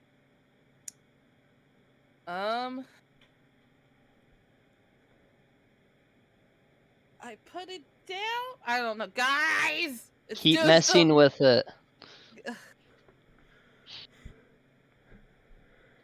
Put down my door knocker. Come on, Or that's I what throw we're my here door for. knocker to Glen Coco to keep safe. What? Catch this! Hits I him in the gotta deal- face. And hand you it's the door knocker. Keep it safe. It's important to me. Yeah, you got it. Yeah, I think- Glencoe, you have a black eye now as a heavy bronze door knocker slams into your face. It's just I the think- way it go with Carol sometime. I think there's a Pokemon in there. But it's so tiny. You think there's more Pikachus? Let's just let it out, see what it is, you know? Yeah, I bet it's a second Pikachu. I go, come on out. Okay. Do you throw the ball? I point it at the ground. All right. Yeah, you hold the ball out in front of you and you point it at the ground and you say, "Come on out."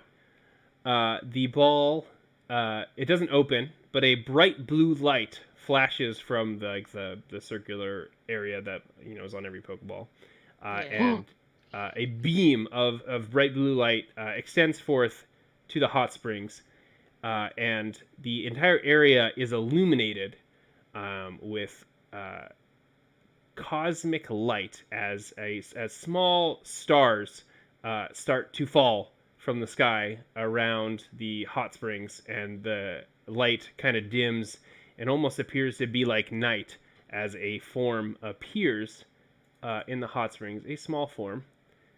It kind of looks like that. I Aren't you just the sweetest little thing? It is a small floating Pokemon with a star-shaped head, two small like wings that are jutting from its back, and it appears to have little like prayer tags hanging from the points of its star. What the heck is that? Yeah. I love you. Is that a new Pokemon? It Will you be my friend? it spins around happily and flies around a little bit, seeming to be excited to be free from its ball, and then it kind of settles in front of the three of you, and cocks its head at you. I start gushing about how cute it is. Ow! Maybe this is the missing Pokemon, Giovanni No, said. that's alright. That ain't no normal Pikachu. Something's up with this one. How did you end up in there? Hey, you say that, and it flies over to you, and it flies around you a little bit. Doesn't seem to respond. Hi, cutie. How are you? It flies over to you. It flies around you. Doesn't respond. Oh. Shall we put this one in the net too? Nah. I think we could just take it back into the Pokeball, can't we? Yeah. As you pull out the net, it kind of like backs away from you. I'm sorry. Well, don't scare it. Just relax. We're at the hot springs. This is a place to relax. I fish and try to find the sunglasses that the Raichu tossed off to give to. Yeah, it kind of approaches a little bit. Can you roll a Pokemon handling check for me, Carol? Yay! Okay. It approaches, takes the sunglasses, puts them on its face, and then like poses for you. I love you.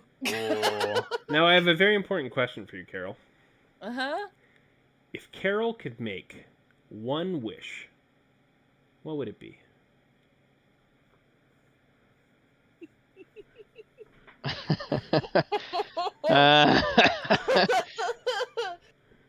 Oh God. Oh, I want to pick something super memey, but Maybe she half wishes that we did end up blasting off because she secretly really enjoys it.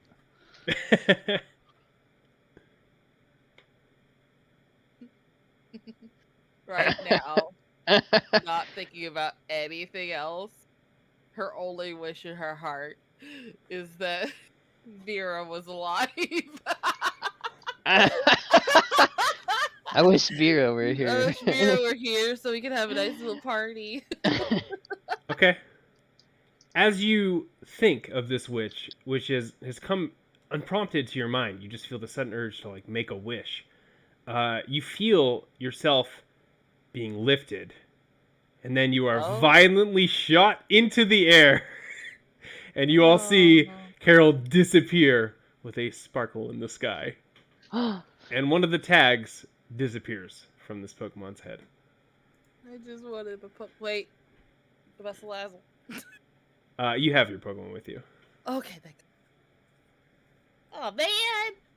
Carol, Yeah. as you fly through the sky, extremely fast, your cheeks flapping in the wind and your clothes streaming behind you, you are deposited gently in front of a Pokemon Center. Convenient. All right, Jed and Glen Coco, you see all this. What do you do? Wait, where did she go? Hey, what's going on? Are you messing with us? Did you throw Carol? You can't throw trainers. You can throw Pokemon. Yeah, you're not supposed to hurt us. That's against the rules. As you're talking, it's just kind of going back and forth, floating between you two. There's like a faint bell tinkling as it moves. What are you doing? You're just flying back and forth. Where did you take Carol? As you ask that, Glen Coco, it'll come up to you. Can you roll a persuasion check for me? Oh no.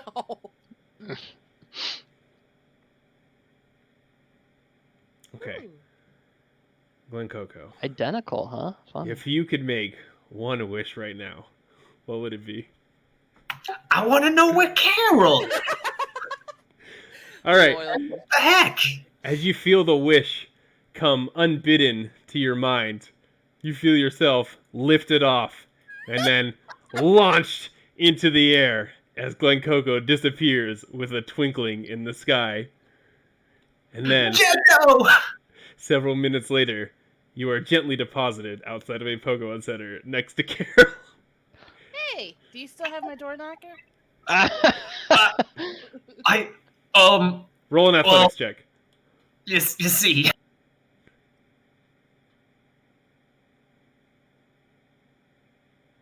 Me or him? You were able to keep hold of the door knocker. Yeah, of Nice. course. This was a All right, Jed, you saw Glen Coco get launched into the sky, and one more of the tags disappear from the Pokemon's head.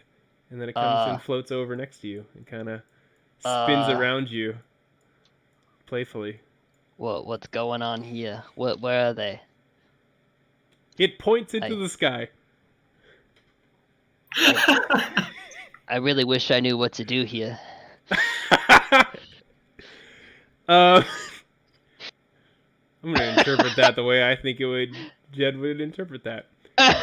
So as you feel the wish come to your mind, wanting direction and being told what to do, you are picked up and launched into the sky as you disappear with a twinkle. And several minutes later, you are gently deposited next to Carol, who tells you what to do. Oh, there you guys are. Hey, What do buddy, we do? let's Wait. see our Pokemon because they're kind of hurt. Yeah, that's a good idea. Hey, we go back to the boss. Wait, Yeah. what town are we in? You What have up? no idea. We can ask in the inside. Guys, wait a second here. Where's the Pikachu? The Pikachu's gone. Sonia! we go back to the hot tub, and the Pikachu and this mythical Pokemon, which we now know is Jirachi, are like clinking 2 glasses of hot chocolate together as they soak in the hot tub.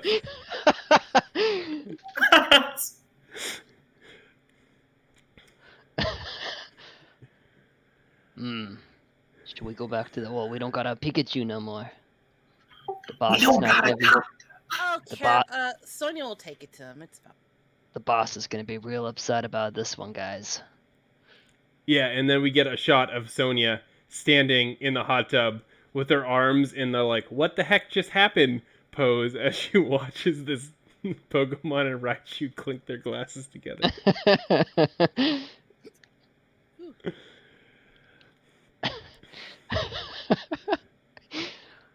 Should we ask for directions where we are?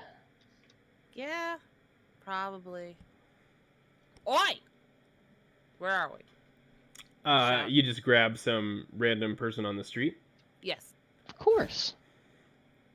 Yeah, so you grab a random granny who's walking by. She's like hunched over and bent, and her eyes are like almost closed, and she's kind of squinting. And yeah, you grab her, and she's just like, ah! Where are we? Come again? Where are we? Oh, Pewter City. Pewter City? Hey, isn't this right outside the boss's? Yeah. That's convenient. Is Oh, it's not though. We don't got Pikachu no more. it convenient? Oh, the boss is not gonna like that. Hmm. Where were we? Oh, we're at the hot springs. You were in another country. I don't think we're getting Pikachu back. I don't think you're getting Pikachu back. Maybe he'll take this door knocker as retribution. True. We did Wait, get the do you donut. still got? Do you still got the busts? I still got the busts. Whoa. Maybe the boss will take those. Heck yeah. They're Let's go see pretty the boss. useful.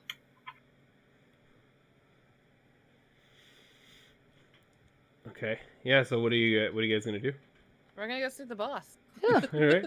Yeah. So you make the trek through Viridian Forest and make your way back to Viridian City, where you know Giovanni has his headquarters in the Viridian City gym. Ooh.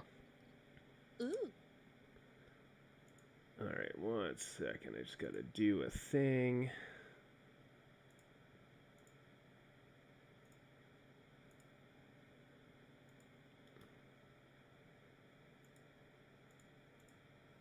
Alrighty, let me move you back to Giovanni's office. Alright, after making your way through Viridian City, we have like a montage of you guys getting like, trying to catch a Weedle and then getting chased by a swarm of Beedrill as a young girl yells at a young boy about how he owes her a bike in the background. Good. We see you all hiding in a tree as a bunch of Kakunas drop down around you and then start to hatch. It's just like a bunch of scenes like that of you making your way through Viridian Forest and all the hijinks that ensue before you make your way back to Viridian City, a little battered and worse for wear. Yes. And you re-enter Rocket headquarters, and you are once again standing in the waiting room outside Giovanni's office. You like data. I mean, I feel like you'll be pretty happy with us. I think did we what we can. were supposed to do. If you think of I don't know. Do we have the Pikachu now? we left it with Sonya. We Oh, did. maybe Sonya. Well, Sonya will bring it back for us. Yes. If she loses it, that's on her. We left it with her. It's not our fault. It's It's Sonya's not our fault. fault. She had it. We delivered it to Team Rocket. Yeah. Hey, So as you're having this discussion, as you walk up to the office door, Rocket Grunt Phil is like, "Oh, hey, you're back! How'd it go? Did you complete the job?" We did everything we were supposed to. Yeah, we got the Pikachu. we completed it all right. What? You got a Pikachu? Yeah, I should be coming back with Sonya. Yeah. Oh, It's in the mail. oh, Sonya. I don't know how to tell you this, but she's been back for a while. What? But Did she bring the Pikachu? Oh, she had like, a big old bag. it must have had the Pikachu. Yeah, I had to. Or the little star thing. This Sonya. Yeah, oh, the star thing. What was that? I don't know. It likes to throw people though. Yeah, it threw us across the world. I don't know what happened, but it. I'm sure it'll turn out all right, of course. Well, yeah, things. Yeah. The boss is known for being understanding. Yeah, he is. That's our boss Giovanni. Very understanding and forgiving. Yep. I don't think we had the same boss, but. Well, I guess you can go see him now. Yeah. And he will open the door. Well, who wants to? Giovanni is standing with his back to you, looking out his little window. Hey! As you come in, over here, I don't have a token for her because I made her up this game. You Yeah. see Sonia standing here in a similar outfit to the one Matori is wearing. Hey, Sonia, good to see you. Did Did you you enjoy bring- the spa? She looks at you with a look of potential guilt, but does not say anything. And at that point, Giovanni turns around and comes and sits down at his desk and slowly pans his gaze, his steely, direct gaze over the three of you. And you can feel your skin crawling just a little bit. Did you get the Pokemon we sent you? And what Pokemon was that? A Raichu and a star thing that's very aggressive. It was in a Cherish Ball. Ah, and you brought me this Pokemon, you say? We got the Pokemon. we did all the heavy lifting. Yeah, we even should- got Sonya a Growlithe. You should see how bad we messed them up. They won't be coming to bother you. We our front door. And you can see out the pane glass window behind him a Raichu and an Arcanine sparring in the chamber beyond.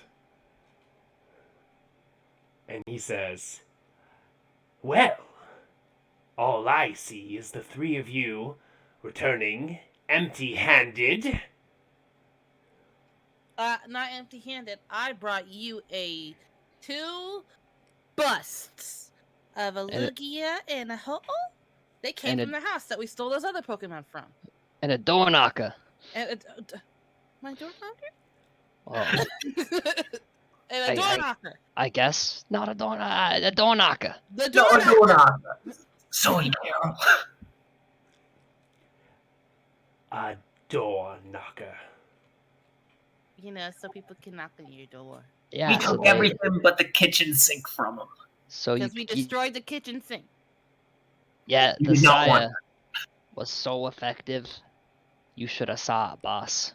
It's almost His as good Quagsire as you. bounced all over the place. Knocked everything over. It was spectacular. Killed my Pokemon.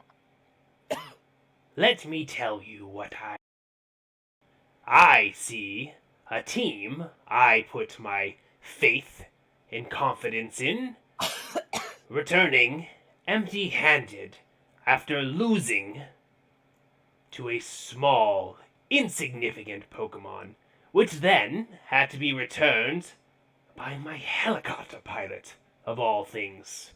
No, you have failed miserably. To be fair, sir. Silence! We wanted to come right to you. She wanted to go to the spa. He, slams his hand on the desk. He's like, "You will not speak to me in such a manner."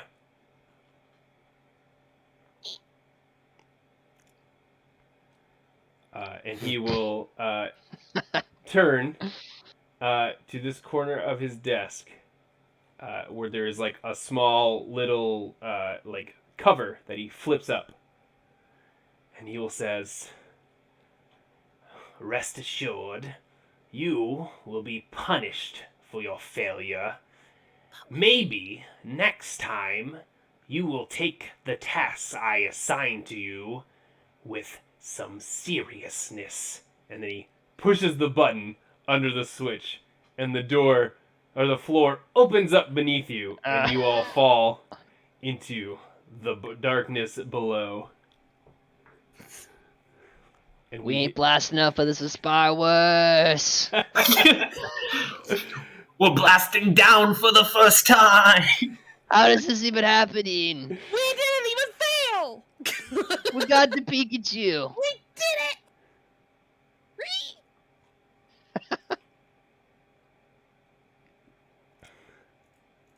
I assume we fall. Yeah, so you all Sorry, someone DM me. So you all fall into the darkness, and that is where we will end our session tonight. So good. Great work, everyone. Wonderful job, everyone. That was so much fun. I had a blast. You all did wonderful. Thank everyone for all the donations and inspiration and everything that you've given us during this hour, this time block. I would like to give all of you an opportunity to plug whatever social media or whatever, do your little send offs, all that stuff. I know most of you aren't like streamers or anything, so just say whatever you like as you're kind of you're going away. Rinslet, would you like to go first? Yeah, you can follow me on Twitter at That's So Rinslet. Woo! Okay. All right. Yeah, Wyatt, do you want to go next? I don't really have an online presence, but Jared, thank you for bringing me in on this, and everyone here at the Stocked Game Marathon. I had a good time in chat. Everyone out there, thanks for donations. Feels good to be doing this, and I had a blast. I hope you guys did too. I had a lot of fun, and thank you for playing as well. And Nick, if you would like to go last. I don't have much of an online presence either. Thank you for having me. This was a lot of fun. I would love to be able to do this again. And if you want to hang out with cool people like Jared and I, all you got to do is type in your little browser discord.gg/whooper. Nice plug. Nice plug. It's something. I'm Jared. I'm the DM of this campaign. I also don't have much of an online presence. I'm just a nerd who likes to do D&D and play with my friends. This is the first D&D live stream I've ever done. I was extremely nervous, but I think it went off without a hitch. It went really good, and I had a blast. And I just want to thank Odin and the rest of the Stat Game Marathon crew for letting me do this little experiment and take over the stream for 4 hours to play some Pokemon D&D. Two great things combined into one. I don't know about for the rest of you. I thought I was going to be nervous for a lot longer. It was mostly just like the first 5 or 10, and then it was just fun from there. Yeah, It was so fun. Then it was just playing D&D, and Yeah. that's always a good zone. Thank you all. And this would be a wonderful time to finish up and catch up on any donations we may have gotten in the last hour or whatever it was, Scooter. Unfortunately, there's not been any new donations that have come in since then, so we are all caught up. Oh, well, I guess I could vamp for 20 minutes.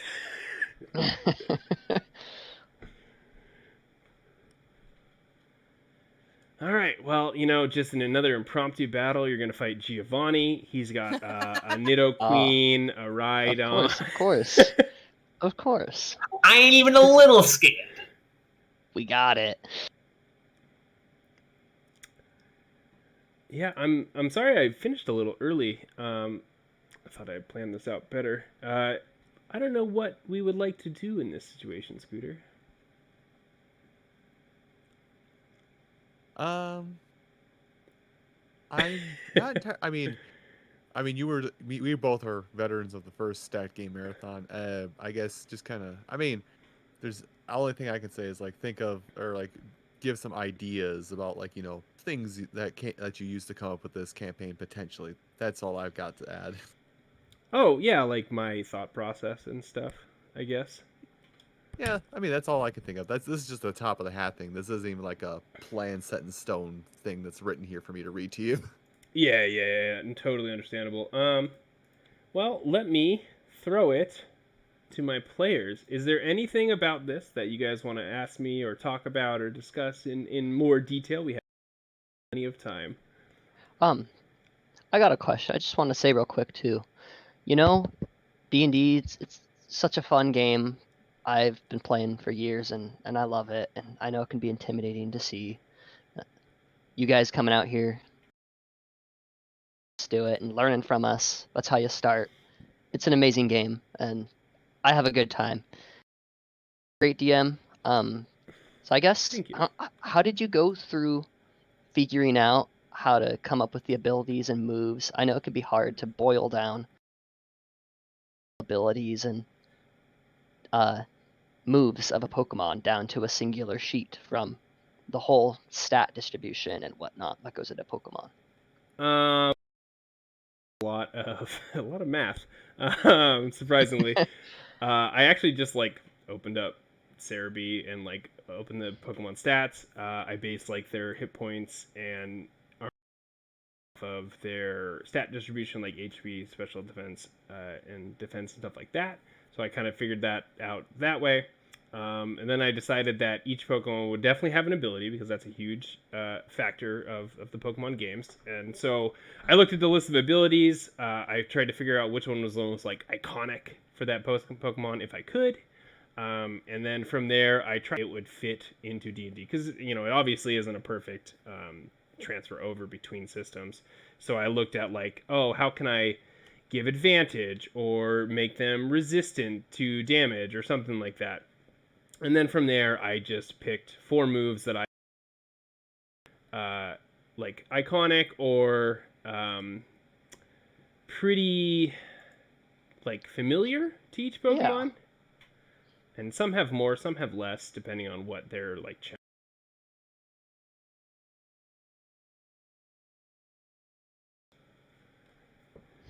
Yeah, no, I totally understand that.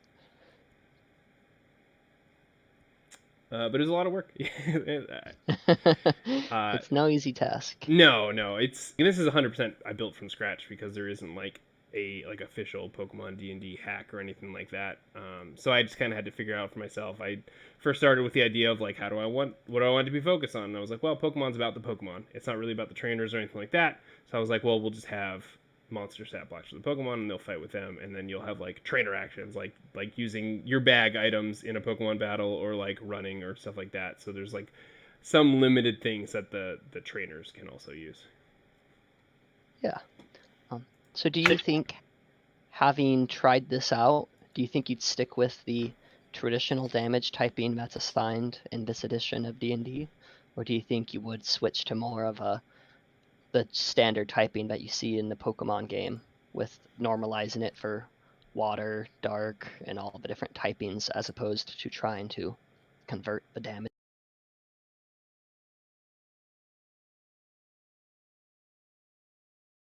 types? I think if I did it again, I would just replace all the damage types with Pokemon damage types, because there was some situations where like some things would be vulnerable to one typing of a damage type that I traded to, and then like immune to the other, and I'm like, how do you rectify that? Which one has priority? So I think I would do something differently in the future. Yeah. I got some questions. Yeah. Was there any like I know that like with DMing you have to do kind of like a lot of pseudo improv, like a lot of like kind of on the spot pivoting and whatnot, but was there any like directions that you expected us to go into that we kind of veered away from and you didn't get to realize?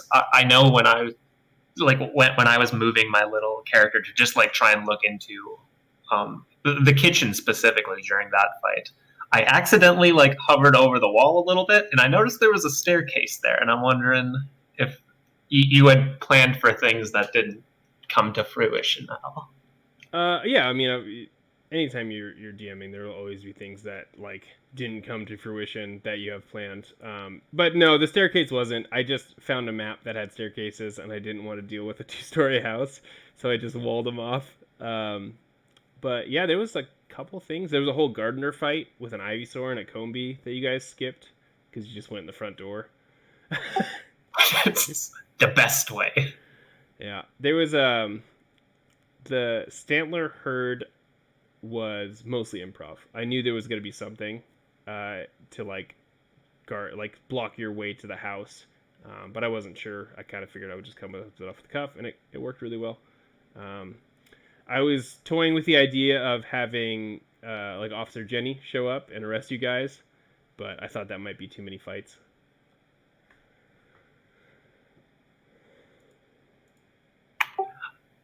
I was hoping for an opportunity to say it's despoink scatter. Yeah. So, fair enough. Sorry. Yeah, so there was obviously other stuff. There was a lot of stuff that I had to make up because you guys were like, let me talk to this helicopter pilot who's all of a sudden an important NPC. And I was like, didn't think about that. Yeah, leave it to the players to find that one little plot hole or like hole in your plan that you didn't consider. Yeah, and that's just like endemic of any kind of role-playing game. And as a DM, that's something you have to be like pretty decent at improv and pivoting, or like super prepared, which is harder than it sounds. For sure. All right. Well, Rinzlet, did you have any questions or anything you wanted to talk about?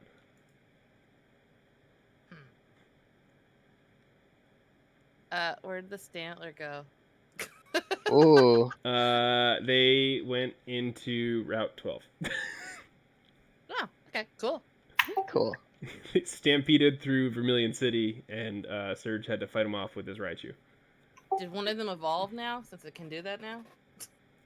Well, No. done. Sheesh. What was everybody's like highlight? What was their favorite moment? Oh, You yeah, got any yeah. favorite moments? I'm sure there's a lot. Because it was after that I realized I could have done 100 different things other than throw a helmet at a dude's head. I was like, well, oops. Okay. Wyatt, what was yours? I really enjoyed when we were all trying to sneak at the front door and Rinslet got caught. And we pulled her aside and then proceeded to knock on the door again, having just disregarded our surprising success at hiding, just to throw it all away and go in the front door anyways.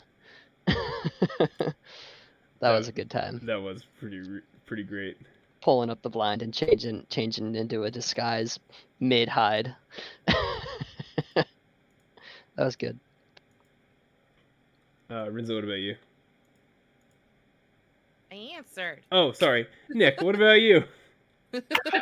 It's difficult, honestly. It's probably all of the trash talk that we were doing with the old man and the chef in particular. Just these back and forth that go nowhere, but like is just very funny. You know, I love the bad cartoon trash talk. It's fun. Yeah. It's So always a good time. So for me, I told my players here, I picked them because they had chaotic goblin energy, which suited perfectly for playing Team Rocket. And I told them I want you to be cartoon bad guys, and they took that and ran with it far beyond what I ever thought. And I loved everything you guys, all of your like little banter with the NPCs and each other. But my favorite part was right at the end here when Giovanni was mad and you're all just trying to come up with excuses and talking over each other. It was like perfectly right out of the anime, like Jesse and James trying to explain why they messed up. It was excellent. I loved it. It was so good.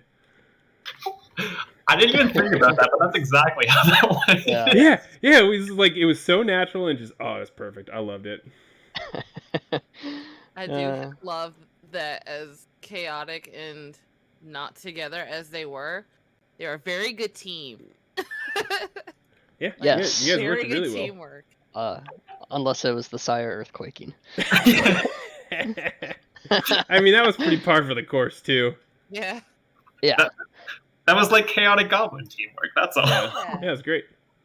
This was our Of course. first time playing team. Well, we did one practice session, which was at the gas station, which gave us some of the items that we used. Oh, But yeah. aside from that, that was like this was Yeah. our first group together, I which can and it show was them fun to play with you all. The Shuck and Truck The stop Shuck and Truck, yeah. Oh yes. where they fought Crush What Fable. was Crush Fable? Oh my god, Crush Fable was so good.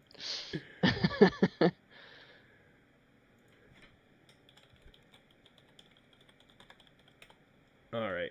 Well, I think that kind of covers our whole time slot. I think we did. I mean, I had a great time. I hope everyone else did too. This was such a blast for me. Yeah. But I think that's it course. for us, and I think it's time for us to say good night, friends, and thank you for watching our little D&D Pokemon one shot, and maybe we'll be back, and Team Rocket will blast off once again. Ooh. Oh, maybe. Very cool, very cool. Yeah. Good night, Thanks for having us everybody. again. Thank you. Yeah, thank you, everyone. I know he's asleep, but good luck with the rest of the marathon, Odin. Woo! Oh yeah, I'll be watching from the sidelines. Yeah.